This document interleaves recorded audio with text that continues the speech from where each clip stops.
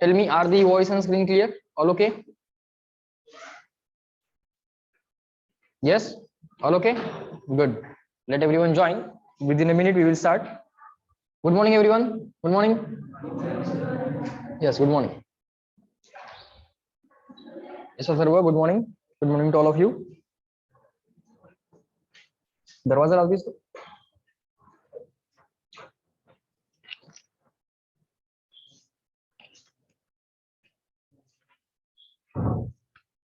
ठीक.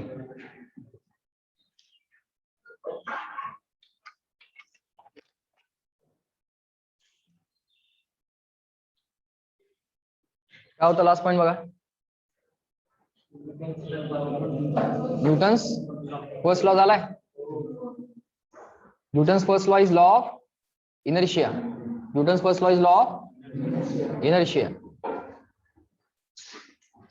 जोपर्यंत बॉडीवरती net external force येणार नाही तोपर्यंत बॉडीची स्टेट ऑफ रेस्ट चेंज नाही होणार किंवा state of uniform motion change होणार नाही. म्हणजे जोपर्यंत फोर्स नाही तोपर्यंत ऍक्सलरेशन नाही, जोपर्यंत ऍक्सलरेशन नाही तोपर्यंत चेंज इन व्हेलॉसिटी नाही.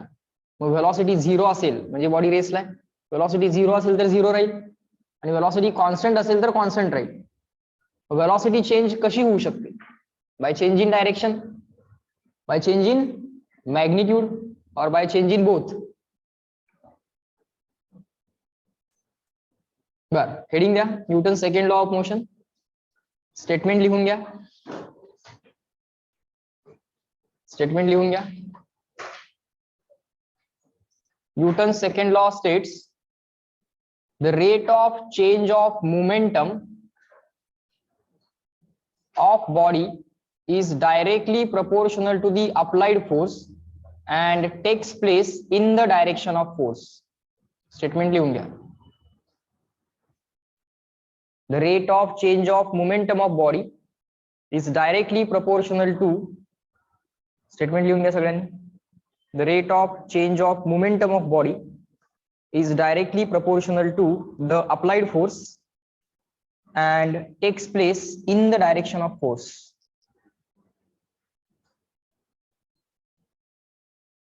Rate of change of momentum of body जो आहे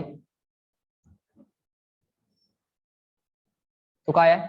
The rate of change of momentum of body, the rate of change of momentum of body is directly proportional to the applied force and takes place in the direction of force.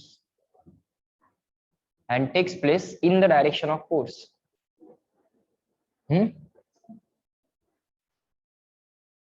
चला. The rate of change of momentum of body is directly proportional to the applied force and takes place in the direction of force. म्हणजे काय असं आहे का बघा.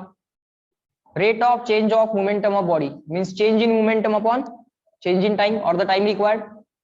So असं लिहूयात आपण instantaneous change in momentum dp आणि total change in momentum delta p. बरोबर का? Very very small time interval मधला चेंज इन मोमेंटम म्हणजे instantaneous change in momentum dp upon dt. Something upon time म्हणजे रेट. समथिंग अपॉन टाइम म्हणजे काय? Rate. कशाचा rate आहे हा? मोमेंटमचा रेट आहे की चेंज इन मोमेंटमचा? इथं काय लिहिलंय? मोमेंटम लिहिलंय की change in momentum? Change in momentum. P म्हणजे मोमेंटम ना. पी म्हणजे momentum. So dp by dt rate of change of momentum is proportional to applied force. आता इथं अप्लाइड जो फोर्स आहे ते एक छोटासा एरो करून लिहा. Applied external force. Applied external force असा एक छोटासा एरो करा. त्यांची डेफिनेशन थोडीशी मॉडिफाय करूया आपण. अप्लाइड कुठला फोर्स? एक्सटर्नल की internal? External. Applied external force. बर. आणि तो जो काय चेंज इन मोमेंटम आहे किंवा rate of change of momentum आहे त्याची डायरेक्शन काय आहे? And that rate of change of momentum takes place in the direction of momentum or the change in momentum takes place in the direction of force. काय direction त्या change in मोमेंटमची? In the direction of force. मग change in मोमेंटमची direction आणि फोर्सची direction काय आहे? Same आहे. चेंज इन मोमेंटमची डायरेक्शन आणि फोर्सची डायरेक्शन काय आहे, सेम आहे. Rate of change of momentum हा एक्सटर्नल फोर्सला प्रपोर्शनल आहे आणि त्याची डायरेक्शन जी काय आहे, कुणाची, मोमेंटमची की चेंज इन मोमेंटमची, चेंज इन मोमेंटमची. चेंज इन मोमेंटमची डायरेक्शन कुठल्या डायरेक्शन मध्ये आहे ती, in the direction of force का opposite, in the direction of force. Opposite म्हटलं असतं तर इथं काय साईन दिलं असतं, मायनस ऑफ एफ बार, बरोबर. आता जर असं ट्रू असेल तर मॅथमॅटिकली असं पण लिहिता येते ना, जर ए प्रपोर्शनल टू बी असेल तर बी प्रपोर्शनल टू ए म्हणता येते ना. सो मॅथमॅटिकली पुढे लिहा माझ्या बरोबर. Mathematically we can say force is proportional to rate of change of momentum. असंही चालेल. बॉडीचा rate of change of momentum याला तुमच्या बॉडीवरती ऍक्ट होणारा फोर्स प्रपोर्शनल आहे. फाईन. त्याच्यामधला प्रपोर्शनॅलिटी कॉन्स्टंट स्मॉल के घेऊयात. प्रपोर्शनॅलिटी गेली, इक्वॅलिटी आली. प्रपोर्शनॅलिटी कॉन्स्टंट कोण आहे, small k. What is k, k is proportionality constant. K is proportionality, k is proportionality constant. Just keep on writing. K is proportionality constant. Okay, के झाला आमचा proportionality constant. आता या के ची जी काय व्हॅल्यू आहे ना बाळांनो, ती कशी कॅल्क्युलेट केली आहे, तर लोकांनी फोर्सची व्हॅल्यू चेक केली, लोकांनी डीपी बाय डीटी ची व्हॅल्यू चेक केली. So they check the value of force, they check the value of dp by dt and they divided the value of force by the value of dp by dt. बरोबर. फोर्सच्या व्हॅल्यूला DP by DT ने जर divide केलं तर के ची value मिळेल की नाही, मिळेल. ही जी काय के ची व्हॅल्यू काढली आहे ती एक्सपेरिमेंट करून काढलेली आहे. So write down, experimentally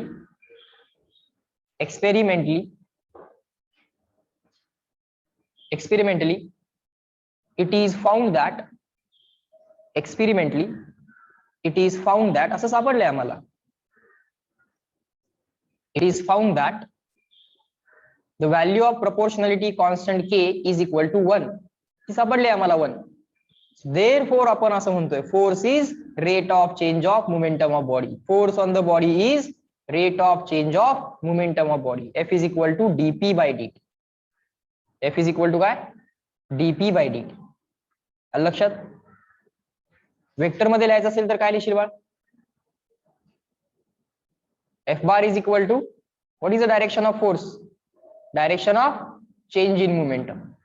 So F bar is equal to dp bar upon dt as a vector. F bar is equal to dp bar upon dt. बरोबर. बर. आता असं लिहू शकतो का बघा, implies that, याचाच अर्थ काय निघतो, याचा अर्थ असा निघतो का बघा, force is equal to D by D T of मोमेंटमची डेफिनेशन काय, what is momentum of the body, मोठ्याने सांगा. Momentum of the body is mass into velocity. Correct, very good. So P bar is equal to काय लिहू, M into V का V bar, V का V bar, V bar. So P bar is equal to M into V bar झालं. बरोबर. बर. जर बॉडीचं मास constant असेल तर मी हे आउटसाइड द डेरिव्हेटिव्ह घेऊ शकतो का, केव्हा घेऊ शकतो हे मास आउटसाइड द डेरिव्हेटिव्ह, जर बॉडीचं मास कॉन्स्टंट असेल तर. सो ऍझ्युम करूया जनरली बॉडीचं मास बदलतंय का, अशी system variable mass system generally असत नाही, असू शकते. रॉकेट काय असतं, रॉकेटमध्ये फ्युएल असतं. बरोबर. रॉकेट जे असतं ते रॉकेट हे एक व्हेरिएबल मास सिस्टीम आहे. रॉकेट काय आहे, तर रॉकेट ही एक व्हेरिएबल मास सिस्टीम आहे. लक्षात घ्या. जे फ्युएल बर्न होतं ते फ्युएल बर्न झाल्यानंतर in the form of gas fuel असं बाहेर पडतं, माहितीये का तुम्हाला. Fuel after burning gets out of the rocket in the form of gas. So रॉकेटचं मास कमी होणार की वाढणार, कमी होणार. The mass of the rocket goes on decreasing. So rocket is a variable mass system. त्या केसमध्ये बाळ हा जो काय मास आहे हा डेरिव्हेटिव्हच्या बाहेर येऊ शकत नाही. समजतंय का, येते का तुमच्या लक्षात. त्यावेळी काय होतं, जर रॉकेटची व्हेलॉसिटी कॉन्स्टंट असेल तर व्हेलॉसिटी बाहेर येते डेरिव्हेटिव्हच्या, पण मास मात्र डेरिव्हेटिव्हच्या आतच राहतं. समजतंय का, येते लक्षात. बर. आता आपण एक सिंपल सिस्टीम अज्युम करूया ज्याच्यामध्ये त्या बॉडीचं मास काय आहे, कॉन्स्टंट आहे. So let us take this mass outside the derivative. घेतला इंटू डीबी बाय डीटी. अरे पण D V bar upon D T म्हणजे काय शिकवलंय? Rate of change of velocity म्हणजे काय शिकवलंय? ऍक्सलरेशन. सो बघा, हा तुमचा फेमिलियर फॉर्म्युला डिराईव्ह झालाय की नाही बघा. देअरफॉर फोर्सची व्हॅल्यू काय आली? एफ बार ची व्हॅल्यू काय आली? Mass into acceleration. F is equal to M A. चला याला स्क्वेअर ब्रॅकेट करा. F bar is equal to M into A bar.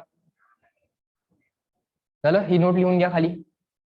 The force can't change the momentum along the direction normal to it, that is the component of velocity normal to the force doesn't change. लिहून घ्या ही note.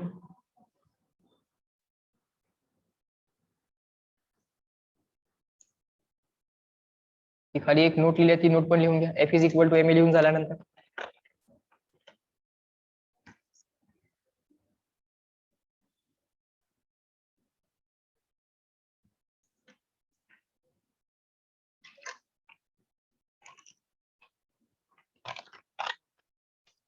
दिसते ना मागून?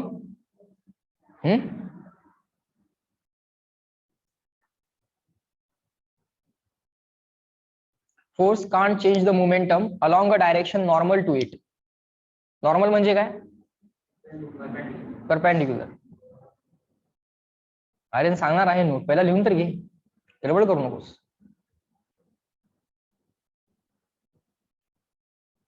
अजून explain करायचंय, पहिल्यांदा लिहून घ्यायला सांगितलं. झालं लिहून? काय म्हटलं याच्यामध्ये? Sir it means indirectly dp by dt is equal to ma. Yes, correct. Rate of change of momentum is mass into acceleration. Indirectly you can write this also, no issues. Force म्हणजेच काय आहे? Rate of change of momentum आहे बाळ.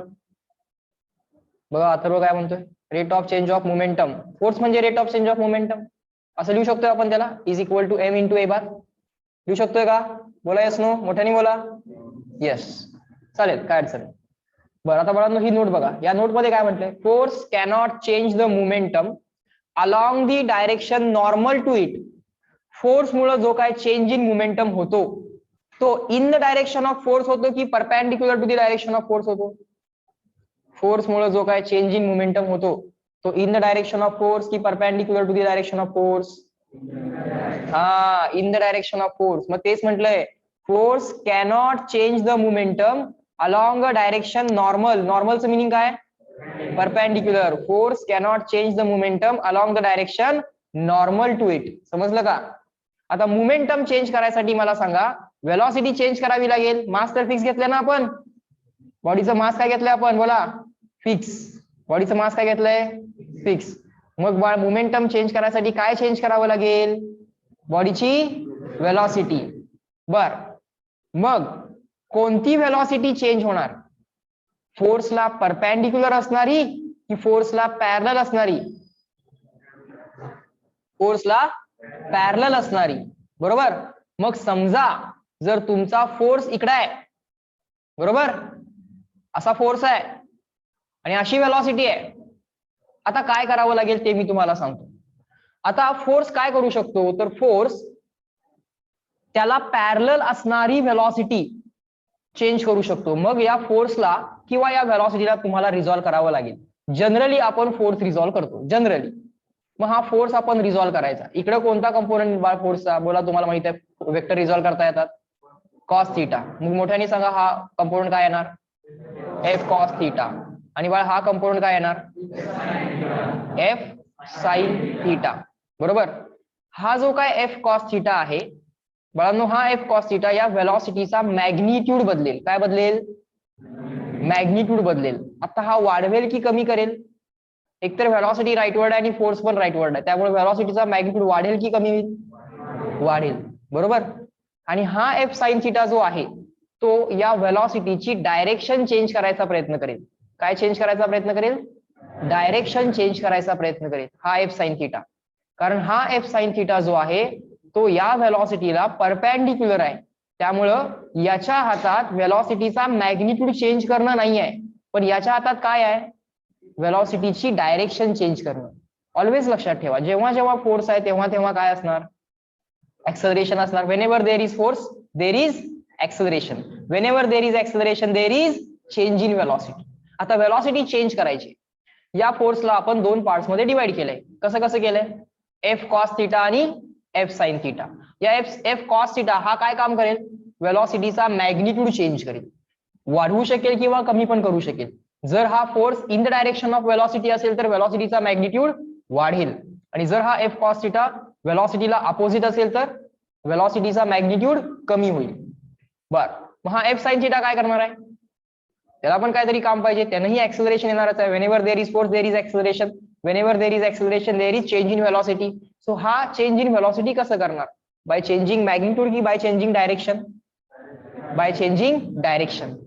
So मला सांगा, एक object असा गप राईटला चाललाय आणि तुम्ही त्याला जर असं वरती ओढलं तर पार्टिकल असा जाईल की नाही? बोला बघा, त्याची डायरेक्शन चेंज झाली की नाही? आधी असा चालला होता स्ट्रेट, पण तो आता असा बेंड झाला की नाही? कुठल्या फोर्समुळे? या फोर्समुळे. समजतंय का? म्हणजे जर फोर्स व्हेलॉसिटीला परपेंडिक्युलर असेल तर व्हेलॉसिटीची डायरेक्शन बदलली जाईल. फोर्स व्हेलॉसिटीला पॅरलल किंवा अँटी पॅरलल असेल तर व्हेलॉसिटीचा मॅग्निट्यूड चेंज केला जाईल. बरोबर का? समजतंय? बर बर, राहिला प्रश्न कशाचा मग? या स्टेटमेंटचा. या स्टेटमेंटचं मिनिंग काय बघा. आता या स्टेटमेंटचं मिनिंग समजून घ्यायसाठी आपल्याला फोर्स रिझॉल्व्ह नाही करून चालणार. या स्टेटमेंटचं मिनिंग समजून घेण्यासाठी आपल्याला व्हेलॉसिटीला रिझॉल्व्ह करावं लागणार. कुणाला रिझॉल्व्ह करावं लागेल? बोला, व्हेलॉसिटीला. आता जर मी व्हेलॉसिटीला रिझॉल्व्ह करणार असेल, if I am now going to resolve the velocity, in that case see what I am going to do is I am going to resolve the velocity. हा आपला फोर्स आहे आणि ही आपली व्हेलॉसिटी आहे. ओके, हा angle between them किती आहे? Theta आहे म्हणूया. सो व्हेलॉसिटीचा असा एक कंपोनंट येईल, त्याला काय म्हणूयात? हा, व्ही कॉस थिटा. आणि व्हेलॉसिटीचा असा एक कंपोनंट येणार, तो कोण असेल? V sine theta. बरोबर. आता मला सांगा, हा जो काय टोटल फोर्स आहे, हा टोटल फोर्स या व्हेलॉसिटीला चेंज करू शकतो का? हा टोटल फोर्स या व्हेलॉसिटीचा मॅग्निट्यूड चेंज करू शकतो का? व्ही साइन थिटाचा मॅग्निट्यूड या फोर्स मुळे चेंज होऊ शकेल का? नाही. फार फार तर काय चेंज होऊ शकेल? व्ही साइन थिटाची डायरेक्शन चेंज होईल. ठीक आहे, असू दे. व्ही कॉस थिटाचा काय चेंज होईल? मॅग्निट्यूड की डायरेक्शन? मॅग्निट्यूड. म्हणून त्यांनी काय म्हटलंय, जो काय तुमचा टोटल फोर्स असतो, तो टोटल फोर्स जो आहे, तो total force cannot change the momentum along a direction normal to it. या परपेंडिक्युलर डायरेक्शन मधला मोमेंटम चेंज करायला या फोर्सला येत नाही. या फोर्सला काय येतं? What this force can do? It can change the magnitude in the direction of force. समजतंय का? त्याला परपेंडिक्युलर डायरेक्शन मध्ये तो व्हेलॉसिटीला चेंज करू शकत नाही, मॅग्निट्यूड मध्ये तो त्याला चेंज करू शकत नाही. समजतंय का? लक्षात आलं तुम्हाला हा पॉइंट? म्हणजे इन शॉर्ट काय, फोर्स जर व्हेलॉसिटीला परपेंडिक्युलर असेल तर व्हेलॉसिटीचा मॅग्निट्यूड बदलत नाही. किंवा फोर्सचे दोन कंपोनंट तयार करा. एक कंपोनंट फोर्सचा मॅग्निट्यूड चेंज करायसाठी वापरा, दुसरा कंपोनंट व्हेलॉसिटीची डायरेक्शन चेंज करायसाठी वापरा. जो कंपोनंट फोर्सचा व्हेलॉसिटीला पॅरलल किंवा अँटी पॅरलल आहे, तो व्हेलॉसिटीचा मॅग्निट्यूड चेंज करेल. बरोबर. मग व्हेलॉसिटीचा मॅग्निट्यूड चेंज झाला की मोमेंटमचा पण मॅग्निट्यूड चेंज होणार. समजलं? लक्षात आलं तुम्हाला इथपर्यंत? बर, that was the Newton second law of motion. So Newton second law of motion म्हणजे F is equal to M A, nothing else. किंवा F is equal to DP by DT. याला पण आपण स्क्वेअर ब्रॅकेट केलंय. This is called as Newton second law of motion, और this is also called as Newton second law of motion. Okay, याला square bracket तुम्ही करून ठेवा. Okay, आता पुढच्या पेज वरती जाऊ आपण. बघा नेक्स्ट पॉइंट काय आहे, लिहा, हेडिंग द्या, equilibrium of concurrent forces. Equilibrium of concurrent forces. Equilibrium of concurrent forces पहिल्यांदा लिहून घ्या. कंकरंट फोर्सेस म्हणजे काय वगैरे सगळं डिस्कस करू. पहिल्यांदा लिहून घ्या. The necessary condition for the equilibrium of the body under the action of concurrent forces is that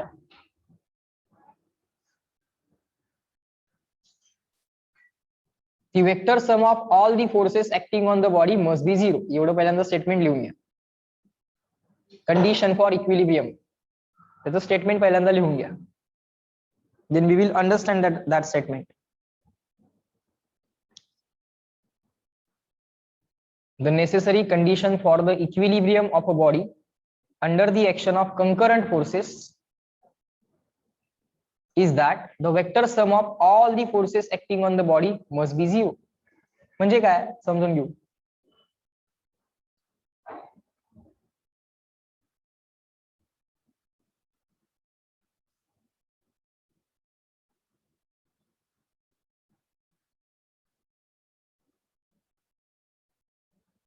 The necessary condition for the equilibrium of a body under the action of concurrent forces is that the vector sum of all the forces acting on the body must be 0.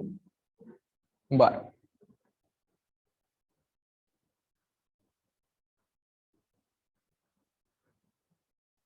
आता पहिल्यांदा कंकरंटचं meaning समजून घ्या. Concurrent, what is the meaning of concurrent forces? What is the meaning of concurrent forces? Forces acting at same point. जे forces एकाच पॉइंटला act होतात त्यांना काय म्हणू आपण? Concurrent forces. एकाच पॉइंटला ऍक्ट होणारे vectors. Write down. Forces acting at, concurrent means same point. Forces acting at the same point, याचं मिनिंग असतं concurrent. Forces acting at the same point. सगळे फोर्सेस एकाच पॉइंटला ऍक्ट होतात, एकाच बॉडीवरती ऍक्ट होतात. A body can be assumed as a point object. Forces acting at the same point म्हणजे काय? Concurrent forces. बरोबर. बॉडी इक्विलिब्रियम मध्ये पाहिजे. बॉडी इक्विलिब्रियम मध्ये पाहिजे. इक्विलिब्रियमचं मिनिंग असतं, इथं सांगितलंय बघा, लिहा आता हे लिहा. Mathematically for equilibrium the net force on the body addition of all the forces or the net force on the body is equal to 0. किंवा हे पुसून टाकूया आपण आणि आपण स्वतः लिहूया.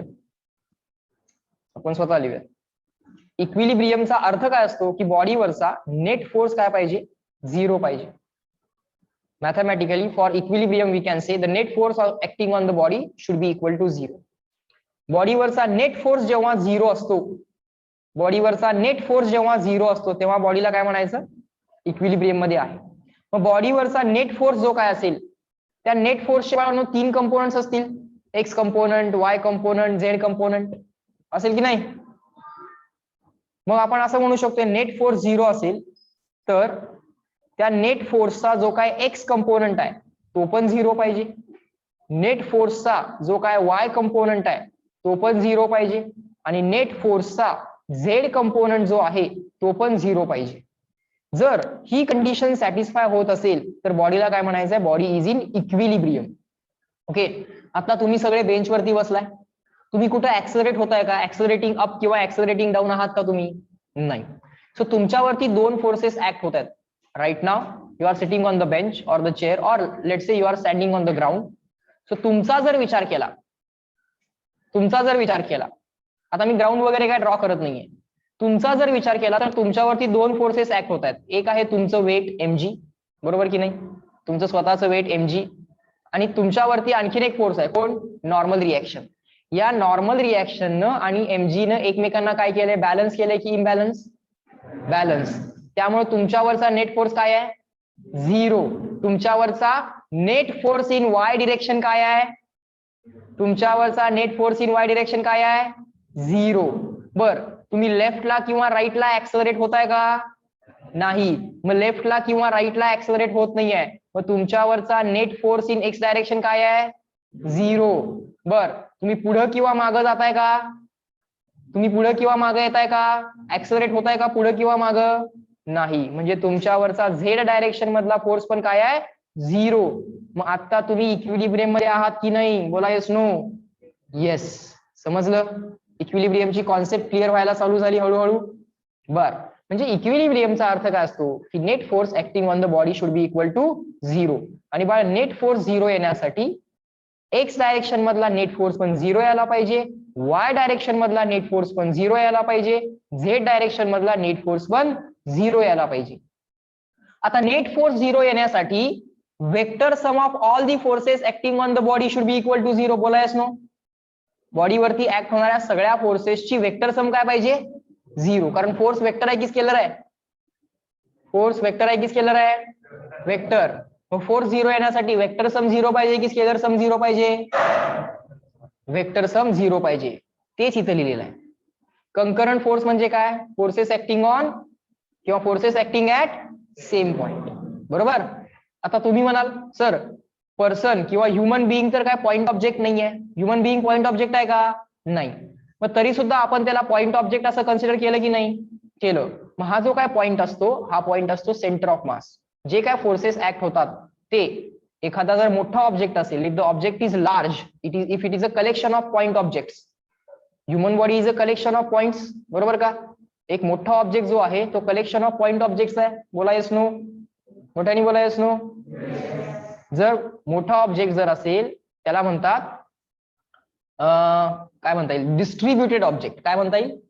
Distributed object. पॉइंट ऑब्जेक्ट आणि डिस्ट्रीब्युटेड ऑब्जेक्ट. ओके.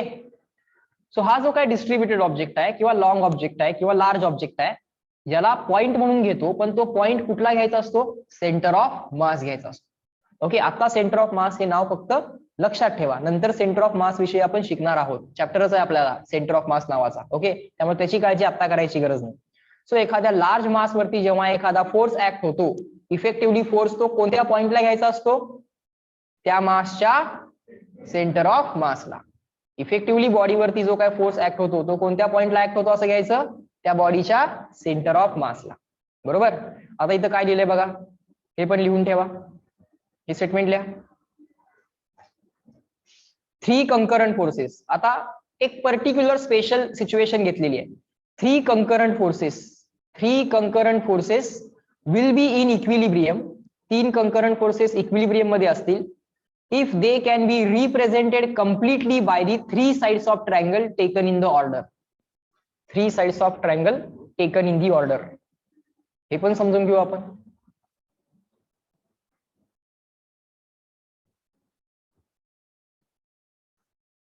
लिहून ठेवा statement. 3 concurrent forces will be in equilibrium. 3 concurrent forces equilibrium मध्ये आहेत असं केव्हा म्हणायचं? सर त्यांचा रिझल्टंट 0 आला तर?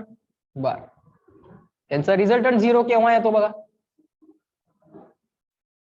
त्यांचा रिझल्टंट 0 यायला पाहिजे. केव्हा येईल त्यांचा रिझल्टंट 0? करूया आपण विचार.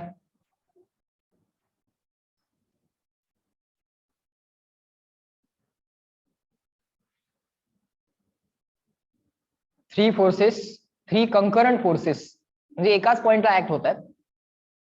3 कंकरंट फोर्सेस, एकाच पॉइंटला ऍक्ट होणारे 3 फोर्सेस ड्रॉ करतो मी. पहिला फोर्स आहे ए टू बी, म्हणजे तो असा आहे बघा. पहिला फोर्स असा आहे. Let us call this as first force F1 bar. Second force कसा आहे बघा, B to C. The second force is along B to C. Diagram मध्ये बघा, सेकंड फोर्स F2 कसा आहे, बी टू सी. त्याची डायरेक्शन आणि मॅग्निट्यूड काढलाय मी. थर्ड फोर्स कसा आहे, असा आहे. थर्ड फोर्स कसा आहे, असा आहे. हे 3 फोर्सेस कंकरंट फोर्सेस आहेत की नाहीत बघा? आहेत की नाहीत? एकाच पॉइंटला ऍक्ट होतात की होत नाही आहेत? एकाच बॉडीवरती एकाच ऑब्जेक्ट वरती ऍक्ट होतात की होत नाही आहेत? होत आहेत. लास्ट बेंच लक्ष नाही आहे. आल्यापासून बघतोय मी तुझ्याकडे. कुठे लक्ष? अडचण आहे का काही?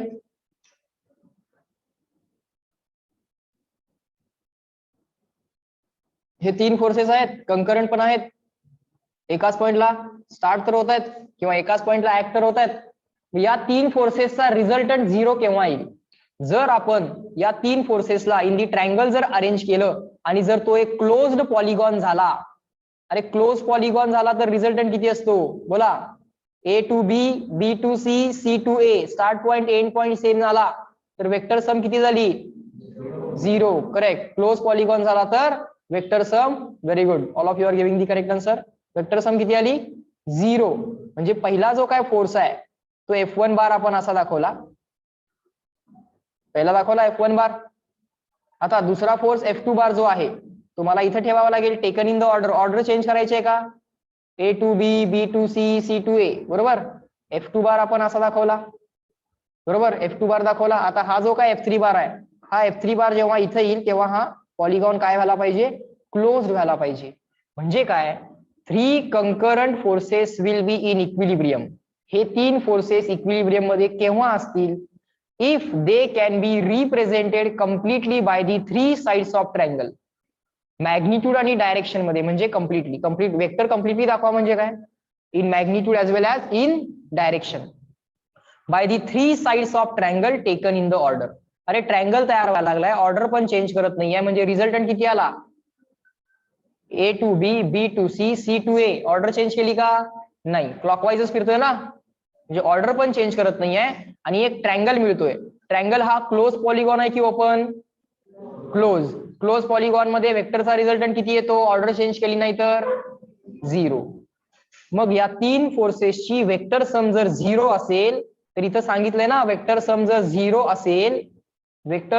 0 असेल तर या फोर्सेसना आपण काय म्हणू शकतो, ते इक्विलिब्रियम मध्ये आहेत, किंवा हे 3 फोर्सेस ज्या बॉडीवरती ऍक्ट होत आहेत ती बॉडी इक्विलिब्रियम मध्ये आहे. समजलं का?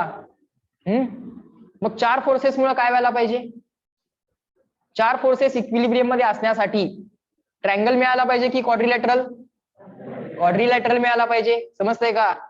So for the equilibrium of 4 concurrent forces we should get a closed quadrilateral taken in order. For the 5 concurrent forces we should get a pentagon. bola yes no, closed pentagon taken in order. How the net force will be 0 in the closed polygon. बर, scalar vector chapter शिकलेस का नाही सुरवी? वेक्टरचा resultant कसा काढतात, हा पहिला vector, हा दुसरा वेक्टर, हा A to B, दुसरा वेक्टर B to C, तर रिझल्टंट काय येतो, स्टार्ट पॉइंट कोण होता A, एंड पॉइंट कोण होता C, A to B, B to C, याचा रिझल्टंट काय आला A to C. मग A to B, B to C, C to D,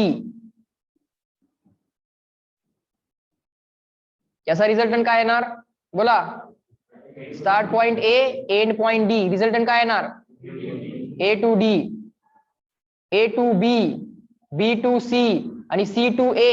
असं जर झालं तर A to B, B to C, C to A असं जर झालं तर रिझल्टंट काय आला, start point end point same आला. Start point end point same आला तर रिझल्टंट किती येतो 0. उर्वी कळालं का? Start point end point same आला तर रिझल्टंट काय येतो 0 येतो. बरोबर? सो ही डायग्राम काढून घ्या, लिहून घ्या. 3 कंकरंट फोर्सेस इक्विलिब्रियम असण्यासाठी एक ट्रायंगल मिळाला पाहिजे. 4 कंकरंट फोर्सेस इक्विलिब्रियम मध्ये असण्यासाठी क्वाड्रिलॅटरल मिळाला पाहिजे. समजतंय का? नेट फोर्स 0 यायला पाहिजे, एवढंच आहे. नेट फोर्स साठी वेक्टर सम 0, वेक्टर सम 0 यासाठी क्लोज पॉलिगॉन, वेक्टर सम 0 यासाठी क्लोज पॉलिगॉन ना.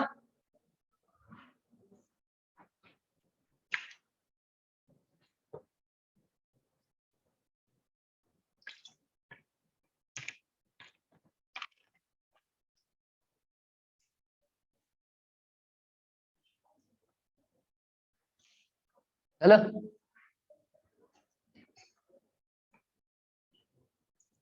बर, जाऊया पुढं. हेडिंग द्या, Lami's theorem for concurrent forces. Lami's theorem for concurrent forces in equilibrium. Lami's theorem for concurrent forces in equilibrium असं heading द्या. 3 concurrent forces काढा माझ्या बरोबर, ड्रॉ करा. Draw 3 concurrent forces. Draw 3 concurrent forces, जे starting from the same point, असे 3 forces draw करा. मला 3 फोर्सेस असे ड्रॉ करायचे आहेत, starting from the same point किंवा acting at the same point. हा माझा F1 बार, हा माझा F2 बार आणि हा माझा F3 bar. 3 concurrent forces acting at the same point. Concurrent म्हटल्यानंतर परत acting at the same point म्हणायची गरज आहे का? नाही. 3 कंकरंट फोर्सेस. बर, या फोर्सेस मुळे बॉडी इक्विलिब्रियम मध्ये आहे की नाही आहे? The body is in equilibrium. म्हणजे या तिघांचा रिझल्टंट काय येणार आहे? 0 येणार आहे. If the resultant of these 3 forces is 0, then I can represent these 3 forces by the triangle, closed triangle. बोला yes no? कारण या तिघांचा रिझल्टंट काय येणार आहे? 0 येणार आहे. 4 लोकांचा रिझल्टंट 0 येणार असेल तर I will be able to represent them in the closed quadrilateral. Okay, if the resultant of 5 forces is 0, then I can represent them in the form of closed pentagon. समजतंय? बर, सायंटिस्टचं नाव आहे. आता हा काय सायंटिस्ट म्हणतोय, आता हे आपण डिराईव्ह करत बसणार नाही, आपण ऍक्सेप्ट करणार. त्यानं म्हटलंय ना, ठीक आहे, आमचा त्याच्यावरती विश्वास आहे. बर, आता या दोन फोर्सेस मधला अँगल F1 ला अपोजिट जे काय अँगल आपण घ्यायला लागलोय, म्हणजे F2 आणि F3 मधला अँगल, तो अँगल आपण बाळांनो अल्फा घेऊया. F2 ला अपोजिट जो काय अँगल आपण घेतो, F2 ला अपोजिट अँगल जो काय आपण घेतोय म्हणजे F1 आणि F3 मध्ये, तो अँगल आपण बीटा घेऊया. मग F3 ला अपोजिट अँगल काय घेऊया सांगा? अँगलची नावं पहिल्यांदा ठरवा. F3 ला अपोजिट अँगल काय घेऊया? गॅमा घेऊया, बरोबर. मग लॅमी काय म्हणतोय, या तिघांचा जर रिझल्टंट तुम्हाला 0 पाहिजे असेल, if you want the vector sum of F1 bar, F2 bar and F3 bar to be equal to 0 and they are acting on the same body, एकाच बॉडीवरती ऍक्ट होत आहेत. बॉडी म्हणजे त्या बॉडीचा सेंटर ऑफ मास, बरोबर की नाही? So these three forces are the concurrent forces. तर त्याला म्हणायचं असं आहे, या तीन फोर्सेसचा रिझल्टंट म्हणजे या तीन फोर्सेसची वेक्टर सम 0 केव्हा येते? जेव्हा ही कंडिशन सॅटिस्फाय होते. So Lami's theorem for concurrent forces in equilibrium, तो सांगतोय असं, if F1 upon sine alpha is equal to F1 upon sine alpha is equal to F2 upon काय असेल सांगा? Sine beta is equal to F3 upon काय असेल सांगा? Sine gamma. जर ही कंडिशन सॅटिस्फाय होत असेल, देन तो म्हणतोय की F1 बार F2 बार प्रूव्ह करत बसणार नाही आहे आपण, प्रूव्ह करता येतं ते, पण एक डेरिव्हेशन आपण अवॉइड करू. लक्षात ठेवी थेरम, लक्षात ठेवायला सिंपल आहे. प्रूव्ह जरी केलं तरी अल्टिमेटली हे तुम्हाला लक्षातच ठेवायला लागणार आहे. डोंट वरी, हे प्रूफ तुम्हाला कोणी विचारणार नाही. F1 bar, F2 bar and F3 bar are in equilibrium, or you can say vector sum of F1 bar plus F2 bar plus F3 bar is equal to काय आला पाहिजे बोला? अशी जर कंडिशन सॅटिस्फाय होत असेल तर याची वेक्टर सम काय आला पाहिजे बाळ? 0. अशी वेक्टर सम यायला पाहिजे सर 0. लिहून ठेवा. This is the Lami's theorem for concurrent, 3 concurrent forces na. How many concurrent forces? 3 concurrent forces. लिहा इथं, for 3 concurrent forces. Lami's theorem for 3 concurrent forces in equilibrium. Lami's theorem for 3 concurrent forces in equilibrium. झालं, simple. Rule लक्षात ठेवता येईल. Alpha angle कुठे घेतला आपण? F1 ला अपोजिट अल्फा, F2 ला अपोजिट बीटा आणि F3 ला opposite gamma, alpha beta gamma. F1 upon sine alpha should be equal to F2 upon sine beta should be equal to F3 upon sine gamma. ही condition जर satisfy होत असेल तर हे तीन फोर्सेस इक्विलिब्रियम मध्ये असतात. इक्विलिब्रियमचा शॉर्ट फॉर्म तुम्ही वापरला तरी चालेल, EQLB. 3 फोर्सेस इक्विलिब्रियम मध्ये आहेत. 3 forces are in equilibrium means what? Their vector sum is equal to 0. Their vector sum is equal to 0. Next. बर, काय क्वेश्चन दिलाय बघा, समजून घेऊयात, वाचूयात क्वेश्चन आणि सॉल्व्ह करूयात मिळून. काय दिलाय क्वेश्चन, वाचूयात. हा, 3 forces start acting simultaneously on a particle moving with the velocity v. Question लिहायची काय गरज नाही, क्वेश्चन लिहायची गरज नाही, जसं आपण नेहमी करतोय. क्वेश्चन लिहित नाही, गिवन लिहितोय, टू फाइंड लिहितोय. काय काय दिलंय फक्त बघा.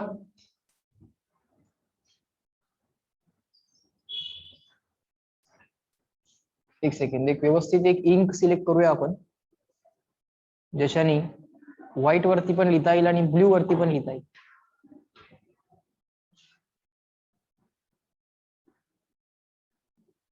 हा, online people, can you see the red dot? Please tell me, can you see the red dot? Yes, okay fine. So बघा, रेड ना आपण ब्ल्यू वरती पण लिहू आणि व्हाईट वरती पण लिहू. Okay fine. सो लक्ष द्या. 3 forces start acting simultaneously on the particle moving with the velocity v. एक पार्टिकल चाललाय, आपला वेलॉसिटी v न चाललेला आहे पार्टिकल एक. These forces are represented in magnitude and direction. अरे म्हणजे फोर्स कम्प्लिटली रिप्रेझेंट झाला की नाही? Representing a vector completely means what? Represent it in magnitude and direction. So these 3 forces are completely represented by or represented in magnitude and direction by three sides of a triangle ABC as shown. बर, आता हा A to B कोण असणार आहे? पहिला force. B to C कोण असणार आहे? दुसरा फोर्स. बोला येस नो. आणि हा C to A कोण असणार आहे? Third force. बरोबर. या तिघांची वेक्टर सम किती झाली? किती झाली? 0. जर वेक्टर सम 0 झाली, F1 बार लिहा plus F2 bar.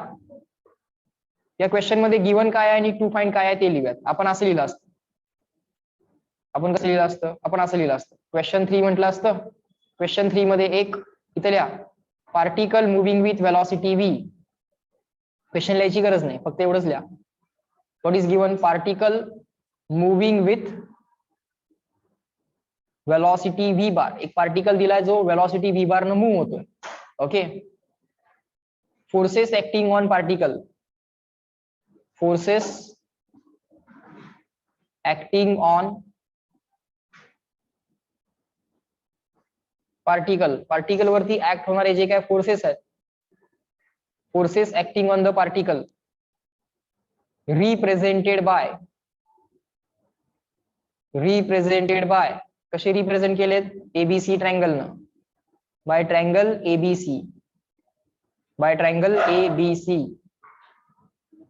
Bye triangle A B आणि इथं आहे सी. बाय ट्रायंगल एबीसी काय केलेत? हे तीन फोर्सेस रिप्रेझेंट केलेत. रेड नीट दिसत नाहीये. बर, येलो चेक करूया. येलो नाही होतंय का?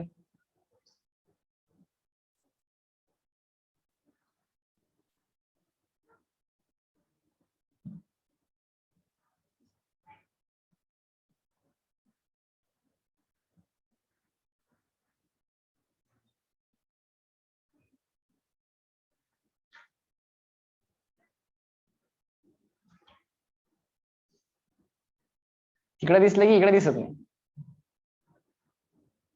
व्हाईट आणि ब्ल्यू दोन्ही वरती दिसेल असा कलर कुठला असेल? हा,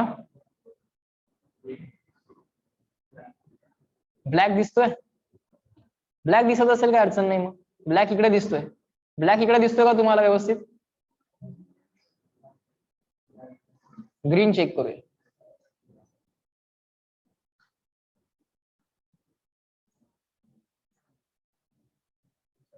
ग्रीन दिसतोय दोन्ही बाजूला. ग्रीन वापरूया चला. ग्रीन इकडे पण दिसतोय. दिसतोय ना ग्रीन इकडे? ग्रीन इकडे पण दिसतोय. चला ग्रीन करूयात.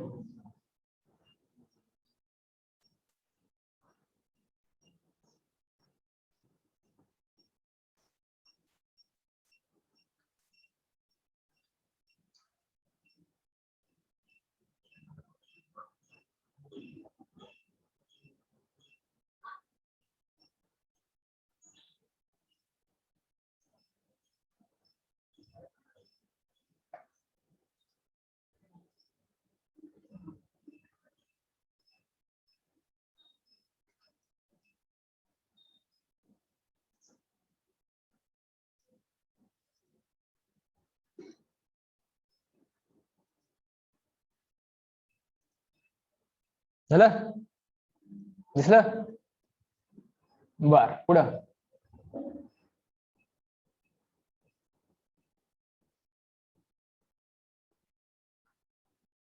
कुठे गेला ग्रीन?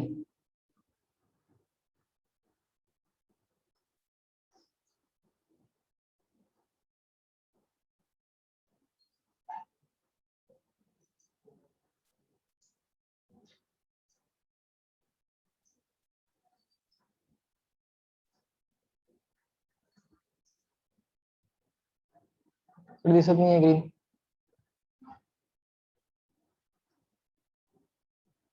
लाईट ब्ल्यू कसा ब्ल्यू वरती दिसेल रे?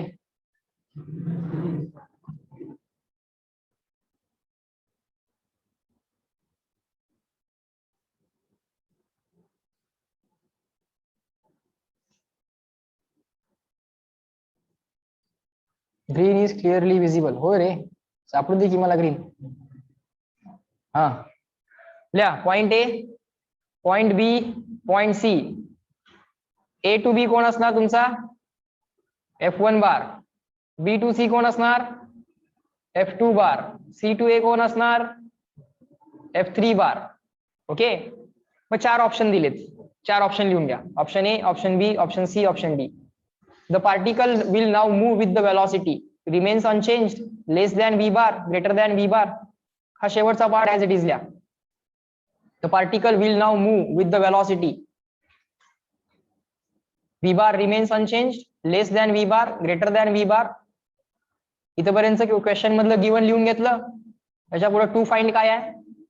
The particle will now move with the velocity. Option A, option B, option C, option D.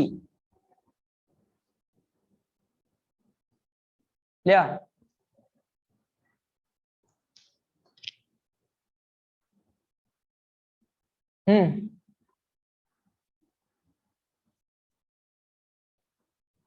V bar remains unchanged,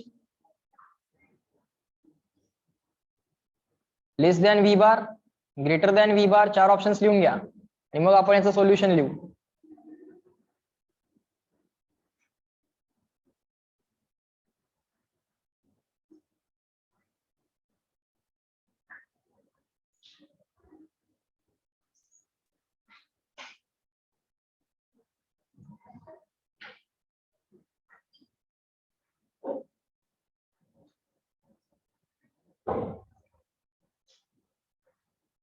झालं?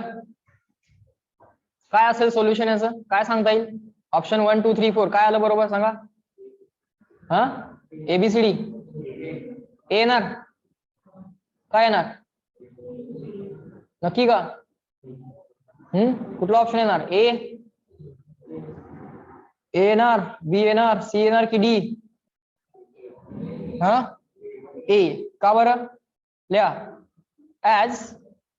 ऍज नेट फोर्स किती आहे acting on the body? Net force किती आहे? 0. Net force जर 0 असेल बाळांनो, तर net acceleration किती असेल बॉडीचं? नेट ऍक्सलरेशन किती असेल? नेट ऍक्सलरेशन किती असेल? 0. बर, ऍक्सलरेशन म्हणजेच काय? Rate of change of velocity. Acceleration म्हणजेच sir rate of change of velocity. मग rate of change of velocity 0 आहे, म्हणजे वेलॉसिटीची डेरिव्हेटिव्ह काय आहे? वेलॉसिटीची डेरिव्हेटिव्ह काय आहे? अरे ऍक्सलरेशन म्हणजेच काय? Derivative of velocity. ऍक्सलरेशन 0 आहे, म्हणजे वेलॉसिटीची डेरिव्हेटिव्ह काय आहे? 0. वेलॉसिटीची डेरिव्हेटिव्ह 0 आहे. कशाची डेरिव्हेटिव्ह 0 असते? Derivative of what is 0? हा, derivative of constant is 0. It implies that, याचं मिनिंग काय येतं? It implies that, this implies that velocity as a vector will remain constant. तर नेट फोर्स 0 असेल तर नेट ऍक्सलरेशन 0 असेल. नेट ऍक्सलरेशन 0 असेल तर rate of change of velocity 0 आला. Rate of change of velocity 0 आला की वेलॉसिटी बाळांनो काय असणार? कॉन्स्टंट असणार. पार्टिकलची वेलॉसिटी बदलणार नाही, तो कॉन्स्टंट वेलॉसिटीने जात राहणार. समजलं का? एक कंकरंट फोर्सेस वरचं एक एक्झाम्पल होतं. Particle is a point object. Okay, पुढे जाऊयात. नेक्स्ट क्वेश्चन बघा. Let us see the next question. हा, let us see the next question.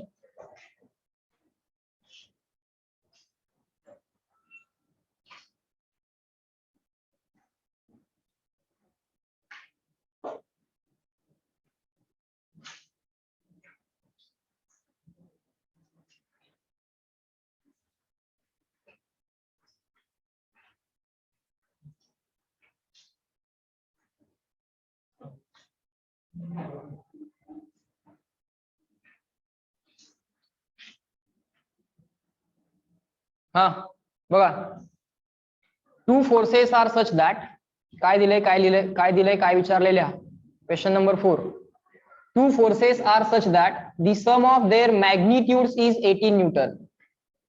F1 plus F2 म्हणजे mod of F1 bar plus mod of F2 bar. बार लिहिलंय का मी इथं? नाही. काय दिलंय मला क्वेश्चन मध्ये? F1 प्लस F2 चा आन्सर किती दिलंय? 18 न्यूटन. क्वेश्चन तुम्ही लिहायची गरज नाही, डायरेक्टली असं लिहा. Question 4, F1 plus F2 equal to 18 newton. two forces are such that the sum of their magnitudes is 18 Newton and their resultant is perpendicular to the smaller force. बर काय सांगितलंय? resultant of F1 bar and F2 bar is perpendicular to smaller.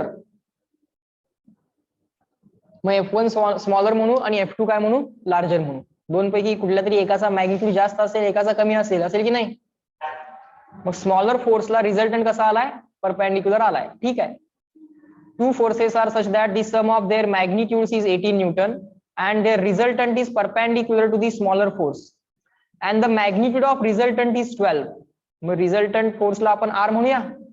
या R चा magnitude mod of R बार काय दिलाय आपल्याला? Mod of R बार बघूया. बोला काय दिलाय mod of R bar? What is mod of R bar? Resultant काय दिलाय? 12 दिलाय. लिहा मॉड ऑफ R बारला आपण R म्हणू. तो किती दिलाय आम्हाला? 12 दिलाय. 12 न्यूटन. पुढे बघा. Then the magnitude of the forces are. काय विचारलंय आपल्याला? पहिल्या फोर्सचा मॅग्निट्यूड किती अँड दुसऱ्या फोर्सचा मॅग्निट्यूड किती? समजलं? बर काय दिले, काय विचारले तेवढं पहिल्यांदा समजून घ्या. What is given?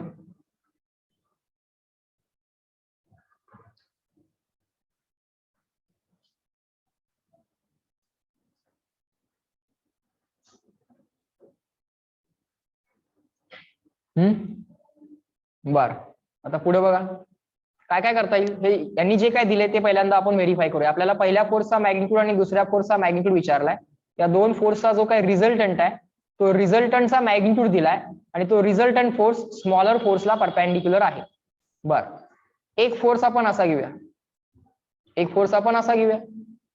बरोबर. तो घेऊया स्मॉलर फोर्स F1. या स्मॉलरला आपला रिझल्टंट कसा आहे? स्मॉलर फोर्सला रिझल्टंट कसा आहे बोला? परपेंडिक्युलर. मग दुसरा फोर्स आपला असाच पाहिजे की नाही सांगा? सेकंड फोर्स असाच पाहिजे की नाही? हा F1 बार तर हा F2 बार असला पाहिजे. समजतंय का तुम्हाला? हा F1 बार असेल तर हाच F2 बार असला पाहिजे. समजतंय? म्हणजे हा F1 बार आला, हा F2 बार आला. एकदा का F1 बार आणि F2 बार आम्हाला कळाले आणि हा अँगल 90 आहे असंही कळालं. या रिझल्टंटचा मॅग्निट्यूड किती आहे बाळ? R बार म्हणजे F1 बार प्लस F2 बार. बघा तुम्हाला हळूहळू या सगळ्या गोष्टी लक्षात यायला चालू होतील. या रिझल्टंटचा मॅग्निट्यूड किती आहे बाळ? बोला बोला. 12. बरोबर. हा अँगल 90 आहे एवढं तर कळालंय. बरोबर. हा आपला स्मॉलर फोर्स आहे म्हणूया आपण F1. हा आपला लार्जर फोर्स आहे म्हणूया F2. या स्मॉलरला रिझल्टंट परपेंडिक्युलर आहे. F1 बार प्लस F2 बार सरळ सरळ आम्हाला दिसतोय.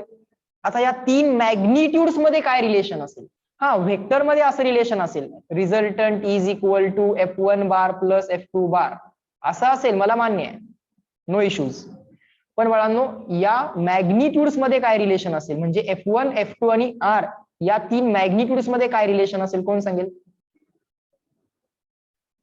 It is Pythagoras triplet. बरोबर का? पायथागोरस ट्रिपलेट असू शकेल ते, पण काय असेल रिलेशन? काय असेल? F1, F2 आणि R या तिघांमध्ये रिलेशन काय असेल? हा नंबर F1, हा नंबर F2 आणि हा नंबर R या तीन नंबर मध्ये काय रिलेशन असेल? बोला की मोठ्यानी. हा F2 square is equal to, बोला मोठ्यानी बोला, F2 square is equal to R square plus F1 square. Number मध्ये तर ते रिलेशन असेल की नाही? मॅग्निट्यूड मध्ये रिलेशन असेल. बरोबर. मग बाळांनो मला सांगा आपल्याला F1 प्लस F2 किती दिलंय? F1 प्लस F2 किती दिलंय? 18. बरोबर. आता हे न्यूटन काय लिहित बसायला नको. सो आपल्याकडं एक इक्वेशन आहे F1 आणि F2 मधलं. एक इक्वेशन, दोन अननोन. काम होणार आहे का कम्प्लीट? नाही. मग दुसरं इक्वेशन काय आलं? सेकंड इक्वेशन काय आलं तुमचं? बोला मोठ्यानी बोला. F2 square is equal to R square plus F1 square. अरे पण बाळांनो आर ची व्हॅल्यू दिली आहे, किती दिली आहे? 12 चा square plus F1 square is equal to F2 square. बरोबर का? आता मला सांगा how many equations, how many unknown we have? 2 equations 2 unknown. Solve होणार की होणार नाही? F1 F2 मधलं पहिलं इक्वेशन आहे आपल्याकडं, F1 F2 मधलं सेकंड इक्वेशन पण आहे आपल्याकडं. मग 2 इक्वेशन 2 अननोन सॉल्वेबल आहे की नाही? Convince, yes no? So up to this online people reply me in the chat box clear and written. On the next page we will solve this. Next page वरती आपण हे solve करू. 2 equation 2 unknown ला पहिल्यांदा बाळांनो convince व्हा, मग answer काढता येणार की आपल्याला, यायलाच पाहिजे. 2 इक्वेशन 2 अननोनचा गेम झाला बघा. गेम लक्षात यायला पाहिजे. 2 इक्वेशन्स अँड 2 अननोन. कसं सॉल्व्ह करायचं बघू आपण. कोण कोण आहेत बाळांनो 2 अननोन? लिहित सांगा मला. What are the 2 unknowns? F1 and F2. F1 बार वगैरे काय कॅल्क्युलेट करायला सांगितलंय का? नाही. We are asked only magnitude. Very good. 2 equation 2 अननोनचा गेम झाला. चला आता ह्या 2 इक्वेशन 2 अननोनला सॉल्व्ह करूया नेक्स्ट पेज वरती.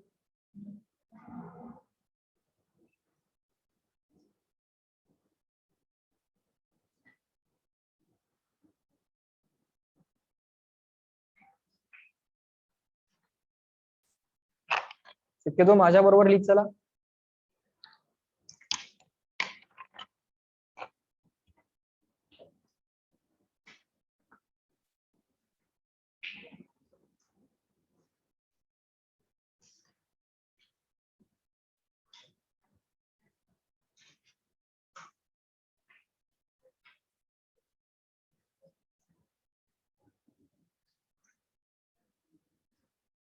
झालं हे लिहून तुमचं. आता पुढे जाऊयात. 2 इक्वेशन. पहिलं इक्वेशन आहे F1 प्लस F2 18.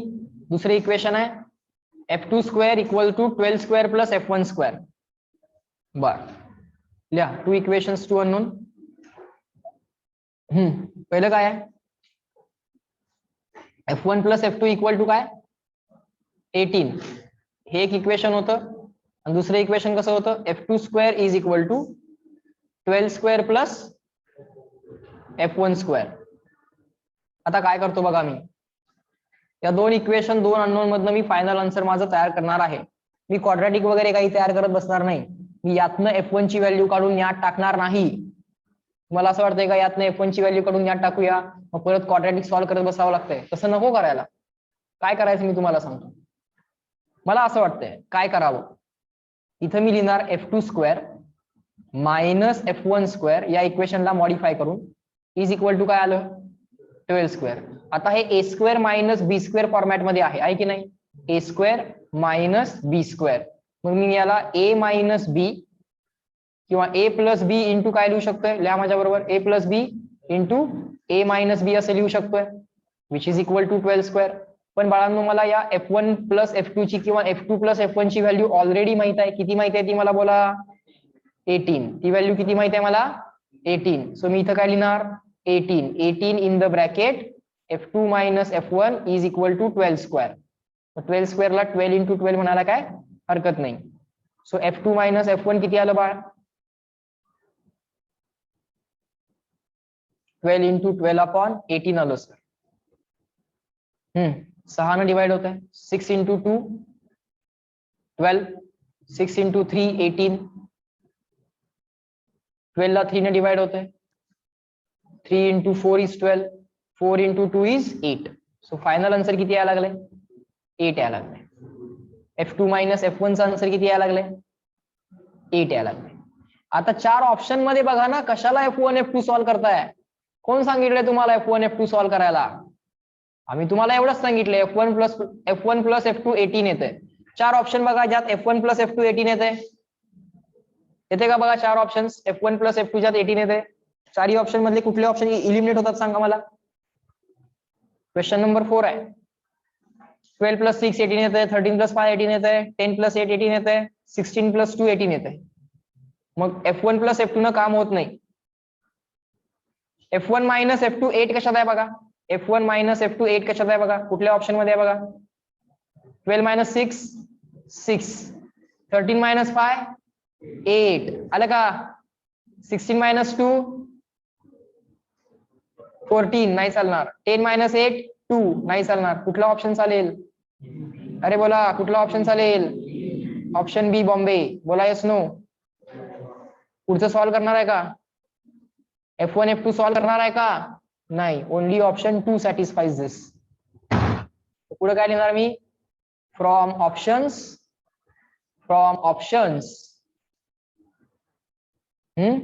आपला F2 मोठा आहे ना आणि F1 स्मॉल आहे ना.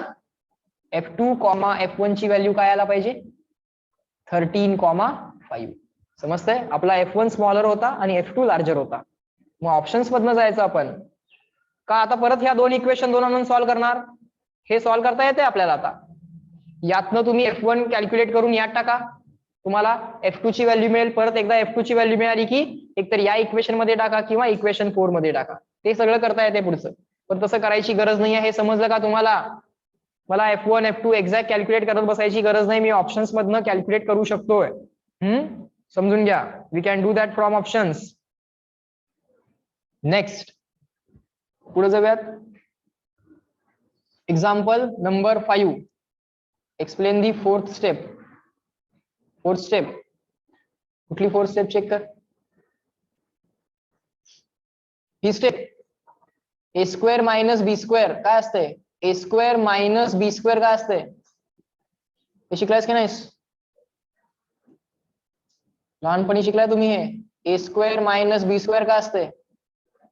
ए plus B into A minus B. A plus B into A minus बी. मग या F2 square minus F1 square ला कसं लिहिणार मी. F2 plus F1 into F2 minus F1 असं लिहिणार मी. या F2 प्लस F1 ची किंवा F1 प्लस F2 सिक्वेन्स काय मॅटर करत नाही. F1 प्लस F2 किंवा F2 प्लस F1 ची व्हॅल्यू 18 दिली आहे. सो ही व्हॅल्यू मी डायरेक्टली 18 टाकली. ओके. मग पुढे सगळं सॉल्व्ह केलं. F2 मायनस F1 ची व्हॅल्यू मिळाली. मग या दोन इक्वेशन्स वरनं इक्वेशन 2 आणि इक्वेशन 4 वरनं F1 F2 सॉल्व्ह केले. नेक्स्ट समजलं. जाऊया पुढं. एक्झाम्पल नंबर 5 लिहा. क्वेश्चन 5 लिहा. What is given what is asked लिहूयात. ही क्वेश्चन वाचतो लक्ष द्या.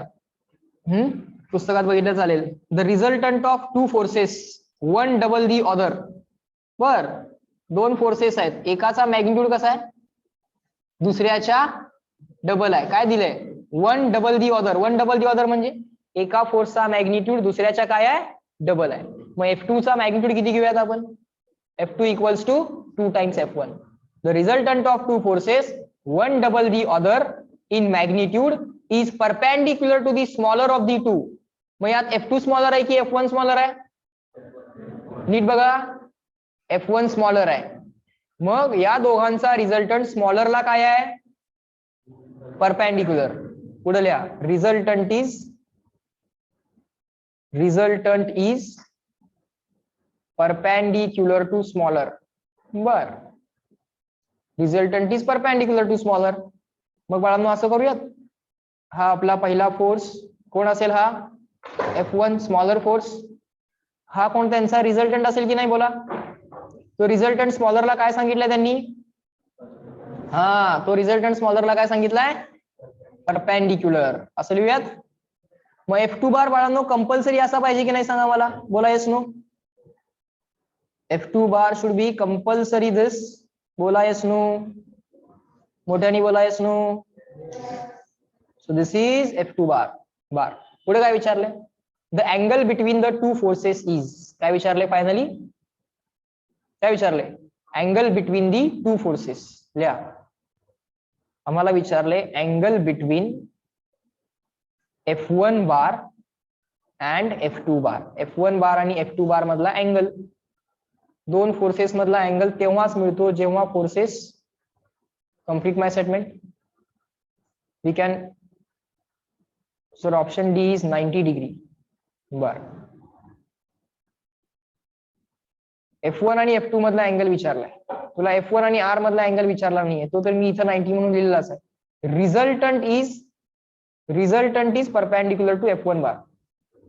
अरे गडबड करू नकोस, डायरेक्टली हे 90 सांगायचं काय कारण नाहीये. रिझल्टंट त्यांनी स्वतः सांगितले, resultant is perpendicular to smaller. Okay, हा आपला F2 बार, हा F1 बार असला पाहिजे, हा रिझल्टंट असला पाहिजे, मग हा कंपल्सरी F2 बार असला पाहिजे. आता आपल्याला अँगल बिटवीन F1 आणि F2 विचारलाय. मग angle between F1 and F2 जर कॅल्क्युलेट करायचा असेल तर काय करूया, समजून घ्यायचा प्रयत्न करा. मी आता आपला जो काय स्मॉलर फोर्स आहे, त्या स्मॉलर फोर्सला मी मुद्दाम F म्हणतो.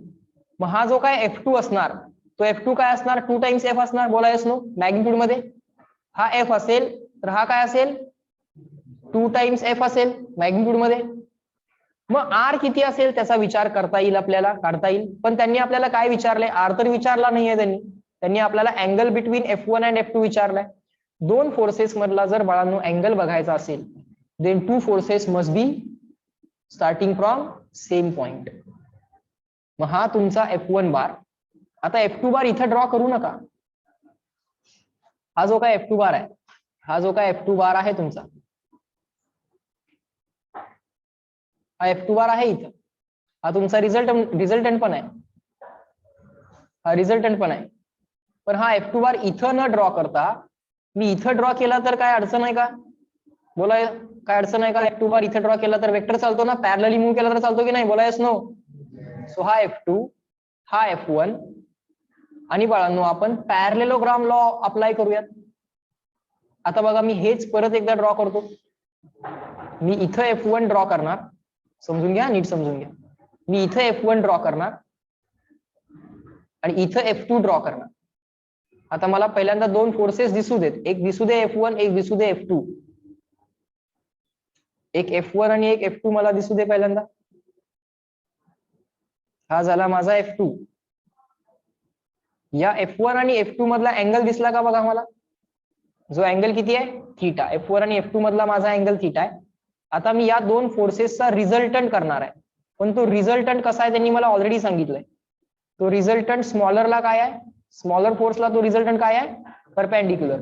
सो या दोन वेक्टर्स मुळे मी पहिल्यांदा एक पॅरलेलोग्राम कंप्लीट करणार, आणि पॅरलेलोग्राम मध्ये कॉमन डायगोनल जो असतो, तो कॉमन डायगोनल काय असतो बाळांनो, बोला मोठ्यानी, रिझल्टंट. कॉमन डायगोनल काय असतो, रिझल्टंट.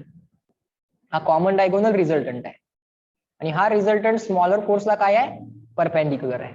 आणि मला काय विचारलंय, हा अँगल थीटा विचारलाय, जो F1 आणि F2 मध्ये आहे. समजतंय का काय विचारलंय मला, हा F1 आणि F2 मधला अँगल थीटा मला विचारलाय. मी सिंपल असं म्हटलं तर चालतंय का बघा, by parallelogram law, parallelogram law, parallelogram law of vector addition, magnitude of resultant काय असेल, कोण सांगेल. F1 आणि F2 च्या रिझल्टंटचा मॅग्निट्यूड काय असेल, ए आणि बी च्या रिझल्टंटचा मॅग्निट्यूड काय असतो, √A² plus B² plus 2AB cos theta. मग F1 आणि F2 च्या रिझल्टंटचा मॅग्निट्यूड काय असेल, हा F1² प्लस F2² प्लस, बोलत राहा, 2F1 F2 हा cos of angle between F1 and F2. मला हा थीटा तर विचारलाय, बोलायस नो. आता मला सांगा बाळांनो, हा अँगल थीटा जर मला पाहिजे असेल तर मला F1, F2 आणि R हे सगळे माहित पाहिजे, तरच मला हा अँगल थीटा काढता येईल. Up to this reply in the chat box, clear and written. CW लिहा, पहिल्यांदा समजू दे काय दिलंय आणि काय विचारलंय. मला दोन फोर्सेस दिलेत, F1 आणि F2.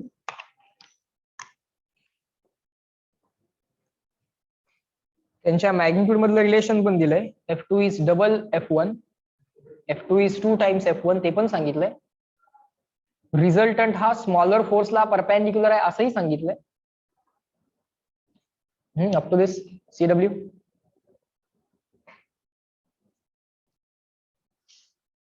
गुड.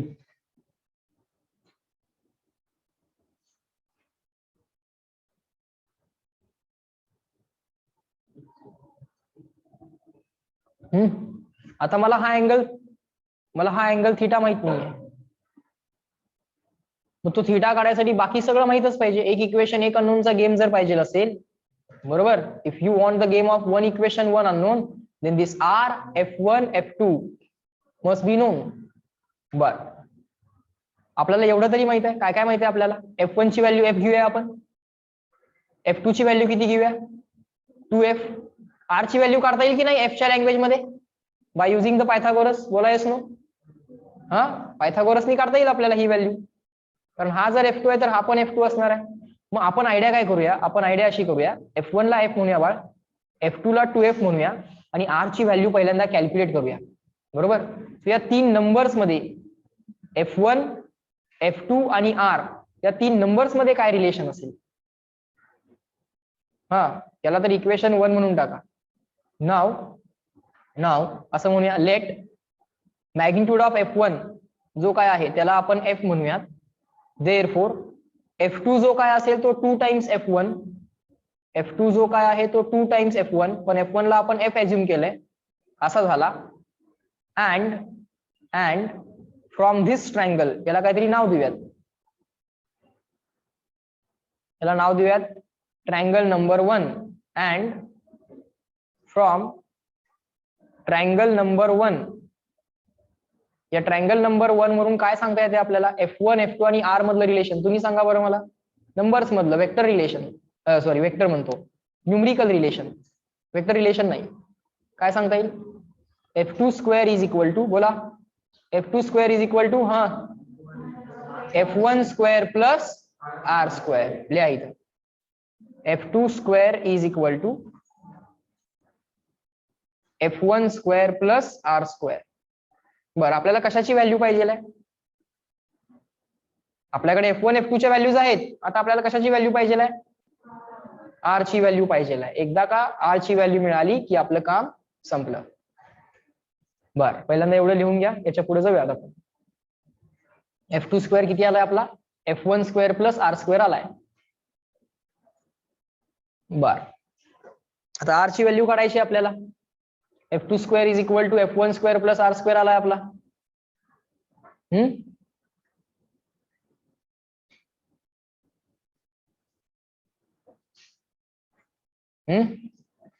F2 स्क्वेअर काय आला? F1 square plus R square. लिहा पुढे आता, F2 square is equal to F1 square plus R square. एवढं तर आलंय सर. F2 स्क्वेअर किती आहे बाळ? F2 किती आहे? 2F चा स्क्वेअर. F1 किती आहे? F चा square plus R square. 2F चा square, write down along with me, 2F चा square 4F square. F square will be simply F square plus R square. बरं, आम्हाला पाहिजे आहे R स्क्वेअर ची value. So 4F square minus F square is equal to R square. So answer यायला लागले 3F square is equal to R square. बघा समजतंय का? Therefore R square is equal to 3F square. Therefore R is equal to √3 into F. R ची value मिळाली आपल्याला. In the language of F, R ची value आपल्याला मिळाली. Now we have the value of R. You also check your value and my value matching or not. तुम्ही स्वतः पण ते सॉल्व्ह करून बघा, मॅच होते का बघा ते. बरोबर आहे का बघा, चेक करा ते आहे ना. बर, आपल्याला काय पाहिजे आहे? अँगल थीटा पाहिजे आहे ना. We want the angle theta and we have this relation. बोला येस नो, कुठे नाही बोला. So let us write this. लिहा इकडे लिहूयात. Now R is equal to काय होता? Under root F1 square plus F2 square plus 2F1 F2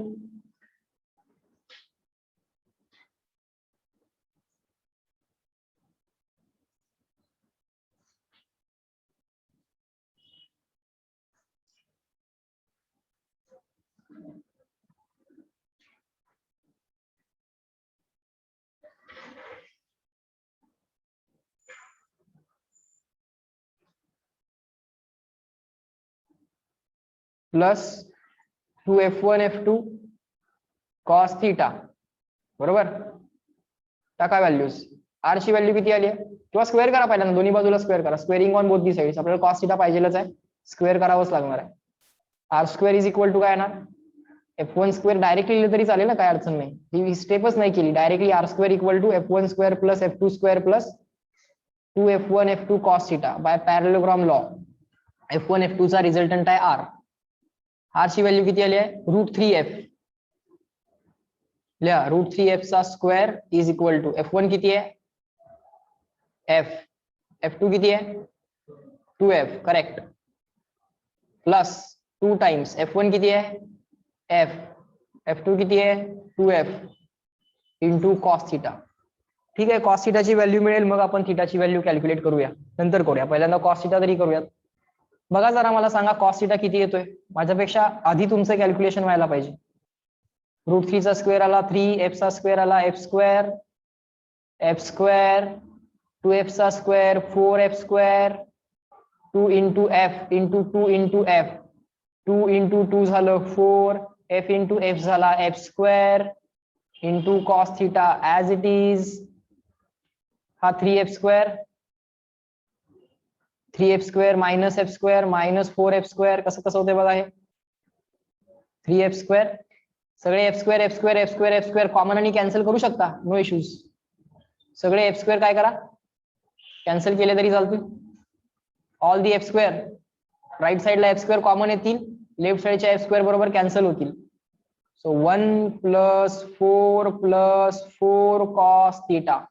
1 plus 4 किती झालं, 1 प्लस 4 5, 5 गेलं लेफ्टला किती झालं -5, 3 minus 5, 3 minus 5 -2, -2 equal to 4 cos theta.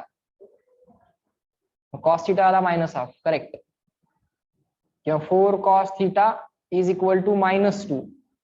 Cos theta किती आला बघा -2/4, -2/4 म्हणजे -1/2. कोणत्या अँगलचा कॉस -1/2 असतो,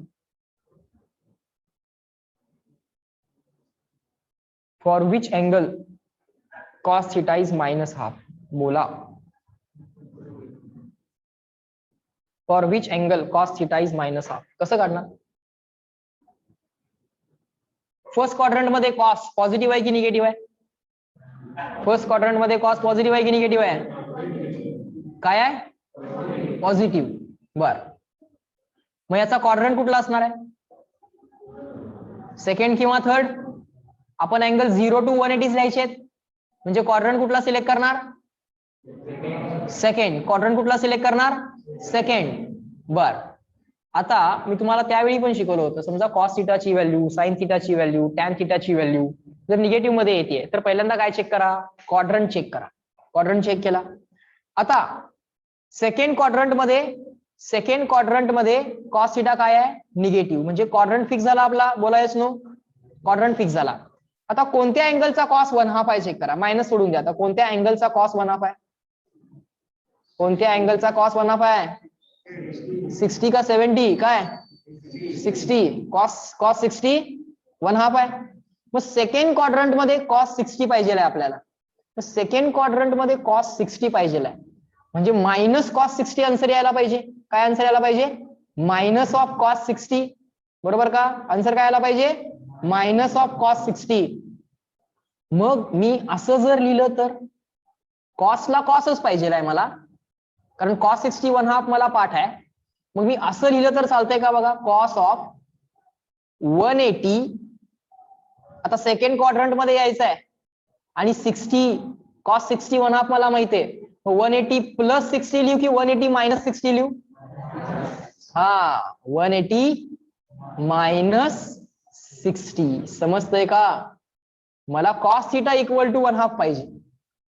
मग इथं मला कॉस पाहिजे तर मी इथं काय लिहिणार कॉस. क्वाड्रंट काय ठरलाय माझा सेकंड, मग 180 पासून विचार करायचा. सेकंड क्वाड्रंट मध्ये जायचं असेल तर मायनस, आणि थर्ड क्वाड्रंट मध्ये जायचं असेल तर प्लस. समजतंय का.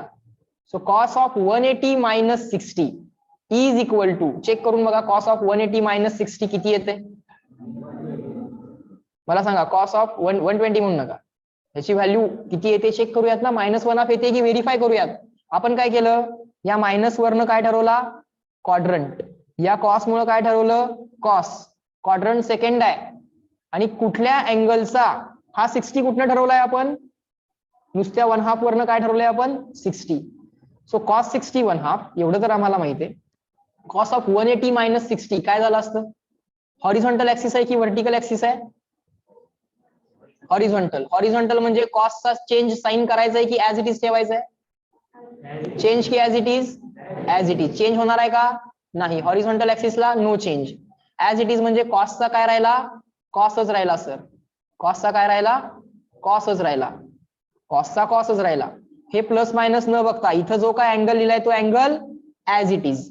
आता 180 मायनस 60 म्हणजे या ब्रॅकेटचा क्वाड्रंट कितवा झाला सेकंड. सेकंड क्वाड्रंट मध्ये हा तुमचा क्वेश्चन पॉझिटिव्ह आहे की निगेटिव्ह आहे, क्वेश्चन म्हणजे कॉस, कॉस सेकंड क्वाड्रंट मध्ये पॉझिटिव्ह आहे की निगेटिव्ह आहे, निगेटिव्ह. क्वेश्चन म्हणतोय सेकंड क्वाड्रंट साठी मी निगेटिव्ह आहे, तर आन्सर पण काय पाहिजे निगेटिव्ह आहे की नाही.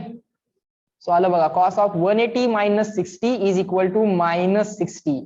देअरफॉर आता असं म्हणायचं कॉस ऑफ 120 आलं का, कॉस ऑफ 120, 180 मायनस 60 म्हणजे कोण 120. Cos of 120 is equal to हा मायनस ऍज इट इज आणि कॉस 60 किती 1/2.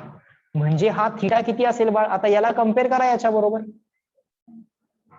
याला कम्पेअर करा या इक्वेशन बरोबर आणि सांगा थिटा किती आला पाहिजे, मग किती आला पाहिजे 120. एवढं तर माहिती आहे की सेकंड क्वाड्रंट मध्ये अँगल आहे आणि कुठल्या अँगलचा कॉस 1/2 आहे 60चा, सेकंड क्वाड्रंट मध्ये आणि 60चा म्हणजे कॉस ऑफ 180 मायनस 60 झालं पाहिजे. तिथंच तुमच्या लक्षात यायला पाहिजे की हा कॉस ऑफ 120 आहे. समजतंय का, तिथंच लक्षात यायला पाहिजे होतं. समजतंय की हा थिटा काय असला पाहिजे होता सर 120 असला पाहिजे होता, कारण निगेटिव्ह आहे आणि सेकंड क्वाड्रंट. एक तर सेकंड क्वाड्रंट मध्ये जायचं आहे, सेकंड क्वाड्रंट मध्ये जायचं आहे. सेकंड क्वाड्रंट मध्ये जायला काय ऑप्शन आहे 180 प्लस की 180 मायनस, 180 मायनस आणि व्हॅल्यू तर कॉस मध्ये आहे आणि कॉस ऑफ 60 किती असतोय 1/2 असतोय. सेकंड क्वाड्रंट मध्ये जायचं आहे आणि 60च्या अँगलनी जायचं आहे. मग 180 मायनस 60 की 180 प्लस 60, 180 मायनस 60. समजायला लागलंय का, तिथंच डोक्यात कॅल्क्युलेशन व्हायला पाहिजे की 180 मायनस 60 म्हणजे 120. मग कॉस ऑफ 120 करून बघा तुम्ही, हा काय आहे कॉस ऑफ 120 आहे ना, 120 म्हणजे काय 180 मायनस 60 करून बघा. कॉस ऑफ 180 मायनस 60 हा मायनस कॉस 60 येतो, मायनस म्हणजे minus as it is cos 60 म्हणजे 1/2. म्हणून डायरेक्टलीच हे तुम्हाला इमॅजिन व्हायला पाहिजे, हे तुम्हाला काय डायरेक्टली इमॅजिन करता येणं काय फारसं अवघड नाहीये. समजायला लागलंय का. सो म्हणून तुम्ही देअरफॉर फायनली काय लिहिणार, therefore angle between the two forces must be equal to 120 degree. So कुठला ऑप्शन सिलेक्ट कराल आता, ऑप्शन बी बॉम्बे. कुठला ऑप्शन सिलेक्ट कराल, option B, B for Bombay. Up to this online people reply in the chat box clear and written. झालं की सांगा, समजायला लागले का बघा.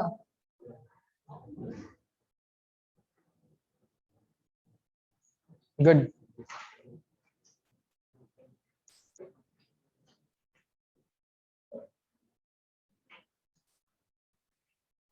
झालं गुड. सो आपल्याला काही इक्वेशन्स दिल्या होत्या, काही कंडिशन्स दिल्या होत्या क्वेश्चन्स मध्ये. त्या कंडिशन्सचा विचार करून आपण काय केला, या क्वेश्चनला सॉल्व्ह केलं. काही इक्वेशन्स आपण स्वतः लिहिल्या. हा क्वेश्चन परत एकदा बघा. आज कॉस ऑफ मायनस हाफ सरांनी कसा ठरवला, कारण हाफ कसा येतो ते सरांना ऑलरेडी माहित होतो. Cos 60 is equal to 1/2. मग 180 मायनस 60 केलं. ओके, पुढं क्वेश्चन नंबर 6 बघा. क्वेश्चन नंबर 6 बघा, हा पण एकदा सॉल्व्ह करूयात. काय काय दिले, काय काय विचारले, write down along with me. Question number 6. The mass capital M is suspended by the rope from the rigid support. एक मास कॅपिटल M आहे, suspended by the rope from the rigid support. बर, another rope is tied at the end Q. Diagram मध्ये सगळं दिसतंय, पुस्तक पण तुमच्या समोर आहे. Another rope is tied at the end Q and it is pulled horizontally. बर, with the force equal to F. बर, if the rope PQ makes an angle theta with the vertical, then the tension PQ is equal to tension in the string PQ is equal to. So diagram draw करा आणि directly काय विचारलंय ते लिहा. Diagram तर त्यांनी already दिलेली आहे, त्यामुळे आपल्याला परत असंच काय वेगळा विचार करायची गरज नाहीये. हा तुमचा रिजिड सपोर्ट, त्या रिजिड सपोर्टला एक मास अटॅच केलं होतं, पण त्या मासला काय केलंय, ऍट पॉइंट क्यू आणखीन एक रोप आहे आणि या रोप मध्ये किती फोर्स आहे, किती टेन्शन आहे, एफ आहे. इमॅजिन होते का बघा तुम्हाला. एक अशी कंप्लीट रोप आहे, एक अशी कंप्लीट रोप आहे, त्या रोपला तुम्ही मधूनच ओढताय. ही रोप इथं रिजिड सपोर्टला अटॅच पण केलेली आहे. ही व्हर्टिकल लाईन, ही काय आहे, व्हर्टिकल लाईन. हा काय आहे, अँगल थीटा. ओके, हा पॉइंट आहे, पॉइंट क्यू. पॉइंट क्यू ला एक फोर्स इकडे ऍक्ट होतोय, एफ. इथं असेल मास एम. ह्या रोप पीक्यू मध्ये टेन्शन असेल बाळ कॅपिटल टी. या रोप पीक्यू मध्ये टेन्शन काय असेल, कॅपिटल टी. त्यांनी आम्हाला काय विचारलंय, या कॅपिटल टी ची व्हॅल्यू विचारलंय in the language of F. In the language of F त्यांनी आम्हाला ही व्हॅल्यू विचारली. बर, आता काय करायचं मी तुम्हाला सांगतो. हा अँगल सुद्धा थीटा तुम्हाला ऑलरेडी त्यांनी दिलेला आहे. We want to find out value of this T in the language of F. F upon sine theta, F sine theta, F cos theta की F upon cos theta. F sine theta, F cos theta असे option A आणि C आहेत. F upon sine theta आणि F upon cos theta असे आहेत option B आणि D. म्हणजे एवढी डायग्राम इनफ आहे. What is given, what is ask साठी एवढी डायग्राम इनफ आहे. बर, मला सांगा, ही जी काय रोप आहे, कुठली, क्यू वाली रोप, ही वाली जी काय रोप आहे, या रोपला, या रोप मध्ये जे काय टेन्शन असेल, या रोप मध्ये जे काय टेन्शन असेल, रोपला जर तुम्ही स्ट्रेच करायचा प्रयत्न केला तर रोप मध्ये टेन्शन येईल की नाही. टेन्शन हा एक फोर्सचा टाइपच आहे की नाही. Tension is a type of force. बर, एक एक एक स्टेटमेंट ऑलवेज लक्षात ठेवायचं. Tension is always away from reference point. Tension is always, repeat, tension is always away from reference point. Once again, tension is always away from reference point. आता या reference पॉइंटचा जर मी विचार केला, तर या रेफरन्स पॉइंटचा किंवा या ब्लॉकचा जर मी विचार केला, this block as a reference point, तर या ब्लॉक वरती कुठले कुठले फोर्सेस ऍक्ट होत आहेत. तर या ब्लॉक वरती स्वतःचं वेट mg ऍक्ट होत आहे, बरोबर का. या ब्लॉकला खाली ओढणारं कोण आहे, स्वतःचं वेट mg. पण हा ब्लॉक तर खाली येत नाहीये, हा ब्लॉक तर तिथं इक्विलिब्रियम मध्ये आहे. म्हणजे या mg ला नक्कीच कुणीतरी बॅलन्स केलंय, बोला येस नो. मग त्या mg ला बॅलन्स करायला या स्ट्रिंग मध्ये काय असेल, टेन्शन असेल. या स्ट्रिंग मधल्या टेन्शनला नाव देऊयात आपण T1. काय नाव देऊयात, T1, बरोबर. आता फक्त या M1 चा जर मी विचार केला, if I think for this M1 only, तर या M1 वरचा नेट फोर्स किती आहे. mg ला T1 न बॅलन्स केले. अरे फोर्सेस जर बॅलन्स असतील तर नेट फोर्स किती असतो, 0. मग इन द व्हर्टिकल डायरेक्शन मी असं इक्वेशन लिहू शकतो का बघा, T1 न mg ला बॅलन्स केलंय, बोला yes no. So this is the first equation which I can write. Okay, समजून घ्या पहिल्यांदा, नंतर लिहायला वेळ देतो. नंतर लिहा हा क्वेश्चन नंतर लिहा. सो या एम चा जर मी विचार केला, तर या स्ट्रिंग मध्ये जे काय टेन्शन आहे, त्या टेन्शनची जबाबदारी काय आहे, what is the responsibility of tension in this segment of the string, is to balance the weight mg. mg ला बॅलन्स करायची रिस्पॉन्सिबिलिटी कोणाची आहे, T1 ची. So T1 will balance mg. कळालं. बर, आता या पॉइंटचा जर मी विचार केला, या पॉइंटचा, क्यू पॉइंटचा जर विचार केला, या साईडला टेन्शन किती घेऊ शकता किंवा फोर्स किती घेऊ शकता, एफ. या साईडला टेन्शन त्यांनी ऑलरेडी काय दिलेलं आहे, टी. आणि या पॉइंट पासून अवेच घ्यायचं. आता या पॉइंट पासून अवे किती घेणार टेन्शन मी, या स्ट्रिंग मध्ये टेन्शन किती आहे, किती आहे, T1. या पॉइंट पासून विचार केला की away from the reference point. या पॉइंट पासून विचार केला की away from the reference point. अरे पण स्ट्रिंगचा सेगमेंट सेम असेल तर टेन्शन सेम असेल, लक्षात ठेवा. स्ट्रिंगचा सेगमेंट सेम आहे ना, मग टेन्शन पण सेम असेल. मग इथं टेन्शन जर T1 असेल, M1 वरती ऍक्ट होणारा टेन्शन T1 असेल, तर Q ला ऍक्ट होणारा टेन्शन पण किती घेशील बाळ, T1च घ्यायचं. फक्त त्याची डायरेक्शन काय करावी लागेल, away from the reference point. Reference point कोण आहे, पॉइंट Q. मग Q पासून अवे, समजलं. सो आता ही जी काय डायग्राम आहे बाळांनो, ही डायग्राम मी नेक्स्ट पेज वरती ड्रॉ करणार. ही जी काय डायग्राम आहे ही डायग्राम मी नेक्स्ट पेज वरती ड्रॉ करणार, पण ही डायग्राम नेक्स्ट पेज वरती ड्रॉ करायच्या आधी मी पहिल्यांदा इथे एक व्हर्टिकल लाईन ड्रॉ करून घेतो. हा अँगल जर थीटा असेल तर तुम्हाला झेड दिसला का बघा, झेड दिसला का झेड? सो हा अँगल पण काय असेल बाळ? थीटा असेल. एवढं कळालं आम्हाला? हा अँगल पण सर थीटा असेल. बर, मग आता मी या पॉइंट क्यू ची डायग्राम नेक्स्ट पेज वरती ड्रॉ करणार आहे. तुम्ही काही ड्रॉ करू नका आता, मी डायरेक्टली आता नेक्स्ट पेज वरती जातो, नंतर तुम्हाला लिहायला 1 मिनिटाचा वेळ देईल.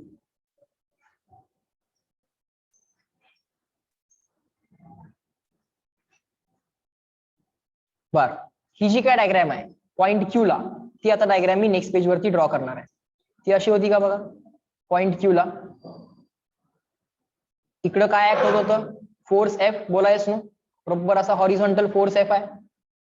हे आहे तुमचं टेन्शन टी जे तुम्हाला कॅल्क्युलेट करायचं आहे, बरोबर. हे टेन्शन टी तुम्हाला कॅल्क्युलेट करायचं आहे. आणि हे कोण आहे? T1, बरोबर. हा अँगल किती आलाय? हा अँगल किती आलाय? थीटा, बरोबर. बर, हा ऑब्जेक्ट किंवा हा पॉइंट क्यू इक्विलिब्रियम मध्ये आहे. पॉइंट क्यू कुठं वरती किंवा खाली ऍक्सेलरेट होतोय का? ऍक्सेलरेटिंग अप, ऍक्सेलरेटिंग डाऊन, ऍक्सेलरेटिंग लेफ्ट, ऍक्सेलरेटिंग राईट आहे का? नाही. नेट ऍक्सेलरेशन किती आहे या पॉइंट क्यूचं? 0. म्हणजे नेट फोर्स किती पाहिजे? 0. नेट फोर्स जर 0 असेल तर नेट हॉरिझॉन्टल फोर्स पण 0 पाहिजे, नेट व्हर्टिकल फोर्स पण 0 पाहिजे. बोला यस नो? येस. आता एफ तर ऑलरेडी हॉरिझॉन्टल आहे, त्याला काही टच करू नका. हा टी ऑलरेडी व्हर्टिकल आहे, व्हर्टिकली अप किंवा डाऊन आहे, त्याला पण काही टच करू नका. हा टेन्शन टी मात्र हॉरिझॉन्टल किंवा व्हर्टिकल आहे का? नाही. मग जी लोक हॉरिझॉन्टल किंवा व्हर्टिकल नाही आहेत, माझ्याकडे लक्ष द्या, जी लोक हॉरिझॉन्टल किंवा व्हर्टिकल नाहीत त्यांना रिझॉल्व्ह करा. या टेन्शनचा हा कंपोनंट काय येईल बाळ? कोण सांगेल मला? या टेन्शनचा हा कंपोनंट काय येईल? हा, T cos theta. Very good. आणि ह्या टेन्शनचा हा कंपोनंट काय येईल? T sine theta. बघा, जी लोक तिरकी होती, those vectors which were oblique, we have to resolve them in vertical and horizontal direction. झालं. आता नेट हॉरिझॉन्टल फोर्स किती आहे? Net horizontal force, net force in X direction किती आहे? किती आहे? 0. म्हणजे all rightward forces must be equal to all leftward forces. समजतंय का? सो काय लिहिणार मी? Net force in X direction 0 आहे, देअरफॉर, बघा समजून घ्या, काही लिहू नका, all rightward forces is equal to काय आला पाहिजे? All leftward forces. कारण नेट फोर्स कसा आहे? 0 आहे. म्हणजे फोर्स बॅलन्स असला पाहिजे की इम्बॅलन्स? बॅलन्स असला पाहिजे की इम्बॅलन्स? बॅलन्स. मग all rightward forces must balance with all leftward forces. All rightward कोण कोण आहेत सांगा? सगळे राईटला असणारे कोण कोण आहेत? एकटाच आहे सर. कोण आहे? एफ आहे, is equal to. All leftward कोण कोण आहे सांगा? एकटाच आहे. कोण आहे? T sine theta. त्यांनी तुम्हाला टी ची व्हॅल्यू एफच्या लँग्वेज मध्ये विचारली होती की नाही? त्यांनी तुम्हाला काय विचारलं होतं? T in the language of F. Next स्टेपला उत्तर आहे की नाही बाळ? काय उत्तर? काय उत्तर? T is equal to F upon sine theta, therefore T is equal to F upon sine theta. काही लिहू शकताय. F upon sine theta equal to T किंवा T equal to F upon sine theta. उत्तर मिळाले की नाही? मिळालं. थांबा, लिहू नका लगेच. उत्तर तर मिळालं. पण आता मला नेट व्हर्टिकल फोर्स पण 0 आहे माहिती आहे की माहित नाहीये? I also know that net vertical force is also 0. So net force in Y direction काय आहे बाळ? 0. मग असं म्हटलं तर चालेल का? All upward forces. क्वेश्चन संपलाय, पण पुढचं पण शिकून घ्या. All upward forces must be equal to, बोला. करेक्ट. आता समजायला लागले. All upward forces is equal to all downward forces. कारण व्हर्टिकल मध्ये पण इक्विलिब्रियम आहे, हॉरिझॉन्टल मध्ये पण इक्विलिब्रियम आहे. म्हणजे ऑब्लिक फोर्सेस असतात त्यांना रिझॉल्व्ह करायचं. जे ऑलरेडी हॉरिझॉन्टल किंवा व्हर्टिकल आहे त्यांना काही टच करायचं नाही. समजायला लागलंय? आणि फोर्स तुम्हाला रिझॉल्व्ह करता येतोय. All upward forces equal to all downward forces. Sir बरं, ऑल अपवर्ड कोण कोण आहे सांगा? T cos theta. सगळे अपवर्ड फोर्सेस कोण कोण आहेत? एकटाच आहे सर. कोण आहे? T cos theta. All downward कोण कोण आहेत? T1. बर, आता समजा टी ची व्हॅल्यू जर आम्ही तुम्हाला mg च्या लँग्वेज मध्ये विचारली असती तर, आता टी ची व्हॅल्यू आम्ही तुम्हाला एफ च्या लँग्वेज मध्ये विचारली, पण आम्ही तुम्हाला mg च्या लँग्वेज मध्ये विचारलं असतं तर तुम्ही बाळांनो T1 ला mg न रिप्लेस करू शकता की नाही? You can replace T1 by mg. बघा दोन्ही पद्धती सांगितल्यात मी तुम्हाला, बट इथं पुढे काय म्हणणार? T1 is equal to mg. T1 ला काय काम देऊन ठेवलंय? mg ला बॅलन्स करायचं काम देऊन ठेवलंय. Therefore t cos theta is equal to T1 ला काय रिप्लेस केलं? mg. Therefore t ची व्हॅल्यू काय आली? जर mg च्या लँग्वेज मध्ये विचारली असती तर mg अपॉन cos theta. आता f च्या लँग्वेज मध्ये विचारले, लगेच काम झालं. पण समजा नंतर जर आम्ही तुम्हाला एक्झाम मध्ये जर मी तुम्हाला टी ची व्हॅल्यू mg च्या लँग्वेज मध्ये विचारली तर आन्सर हे आलं असतं. बोला येस नो. समजलं का? Online people, offline people, everyone tell me, is that clear to all of you? समजलंय? आता लिहा ही स्लाइड.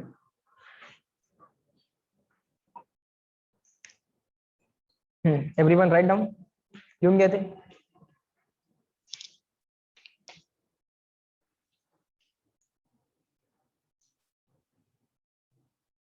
Good, write down. ही स्लाइड झाली की सांगा, नेक्स्ट स्लाइडला जाऊ. डायग्राम व्यवस्थित ड्रॉ करा. क्वेश्चन मध्ये डायग्राम ड्रॉ केली की इनफ आहे, आणि T equal to question mark लिहिलं की इनफ आहे. What is given, what is asked सगळं डायग्राम मध्येच आहे, क्वेश्चन लिहायची गरज नाही.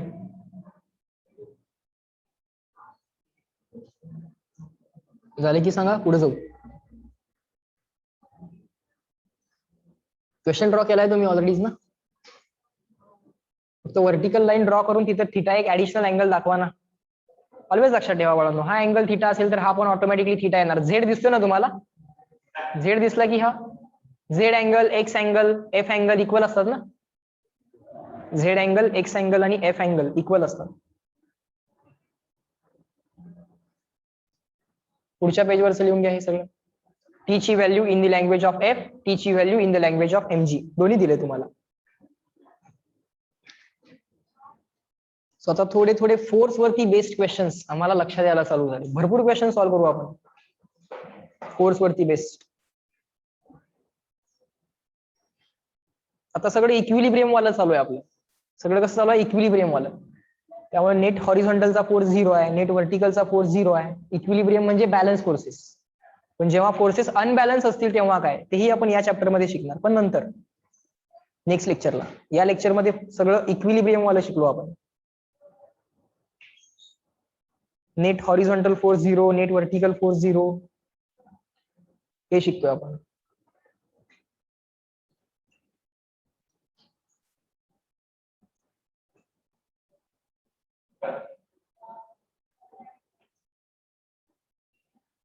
झालं? Are the things taught in today's lecture clear to all of you? Everyone reply me in the chat box. थोडंसं नवीन शिकायला मिळालं आजच्या लेक्चरला आपल्याला. अजून इंटरेस्टिंग गोष्टी शिकायच्या फिजिक्स मध्ये आपण. Good, very good, good. दोन इक्वेशन, दोन अननोन वाले 2 क्वेश्चन सॉल्व्ह केले आपण. कॉस ऑफ -हाफ कसा काढायचा तेही शिकलो आपण.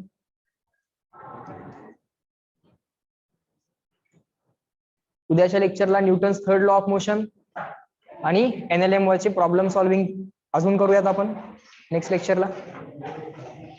In this lecture we will stop at this point. चलो bye bye everyone, let me in the lecture. Have a good day. Complete the homework. Homework complete करायचा आहे मागच्या चॅप्टरचा, मॉड्यूलचा आणि ऍडिशनल क्वेश्चनचा होमवर्क कंप्लीट करायचा आहे. ओके फाईन, चलो bye, let me in the lecture.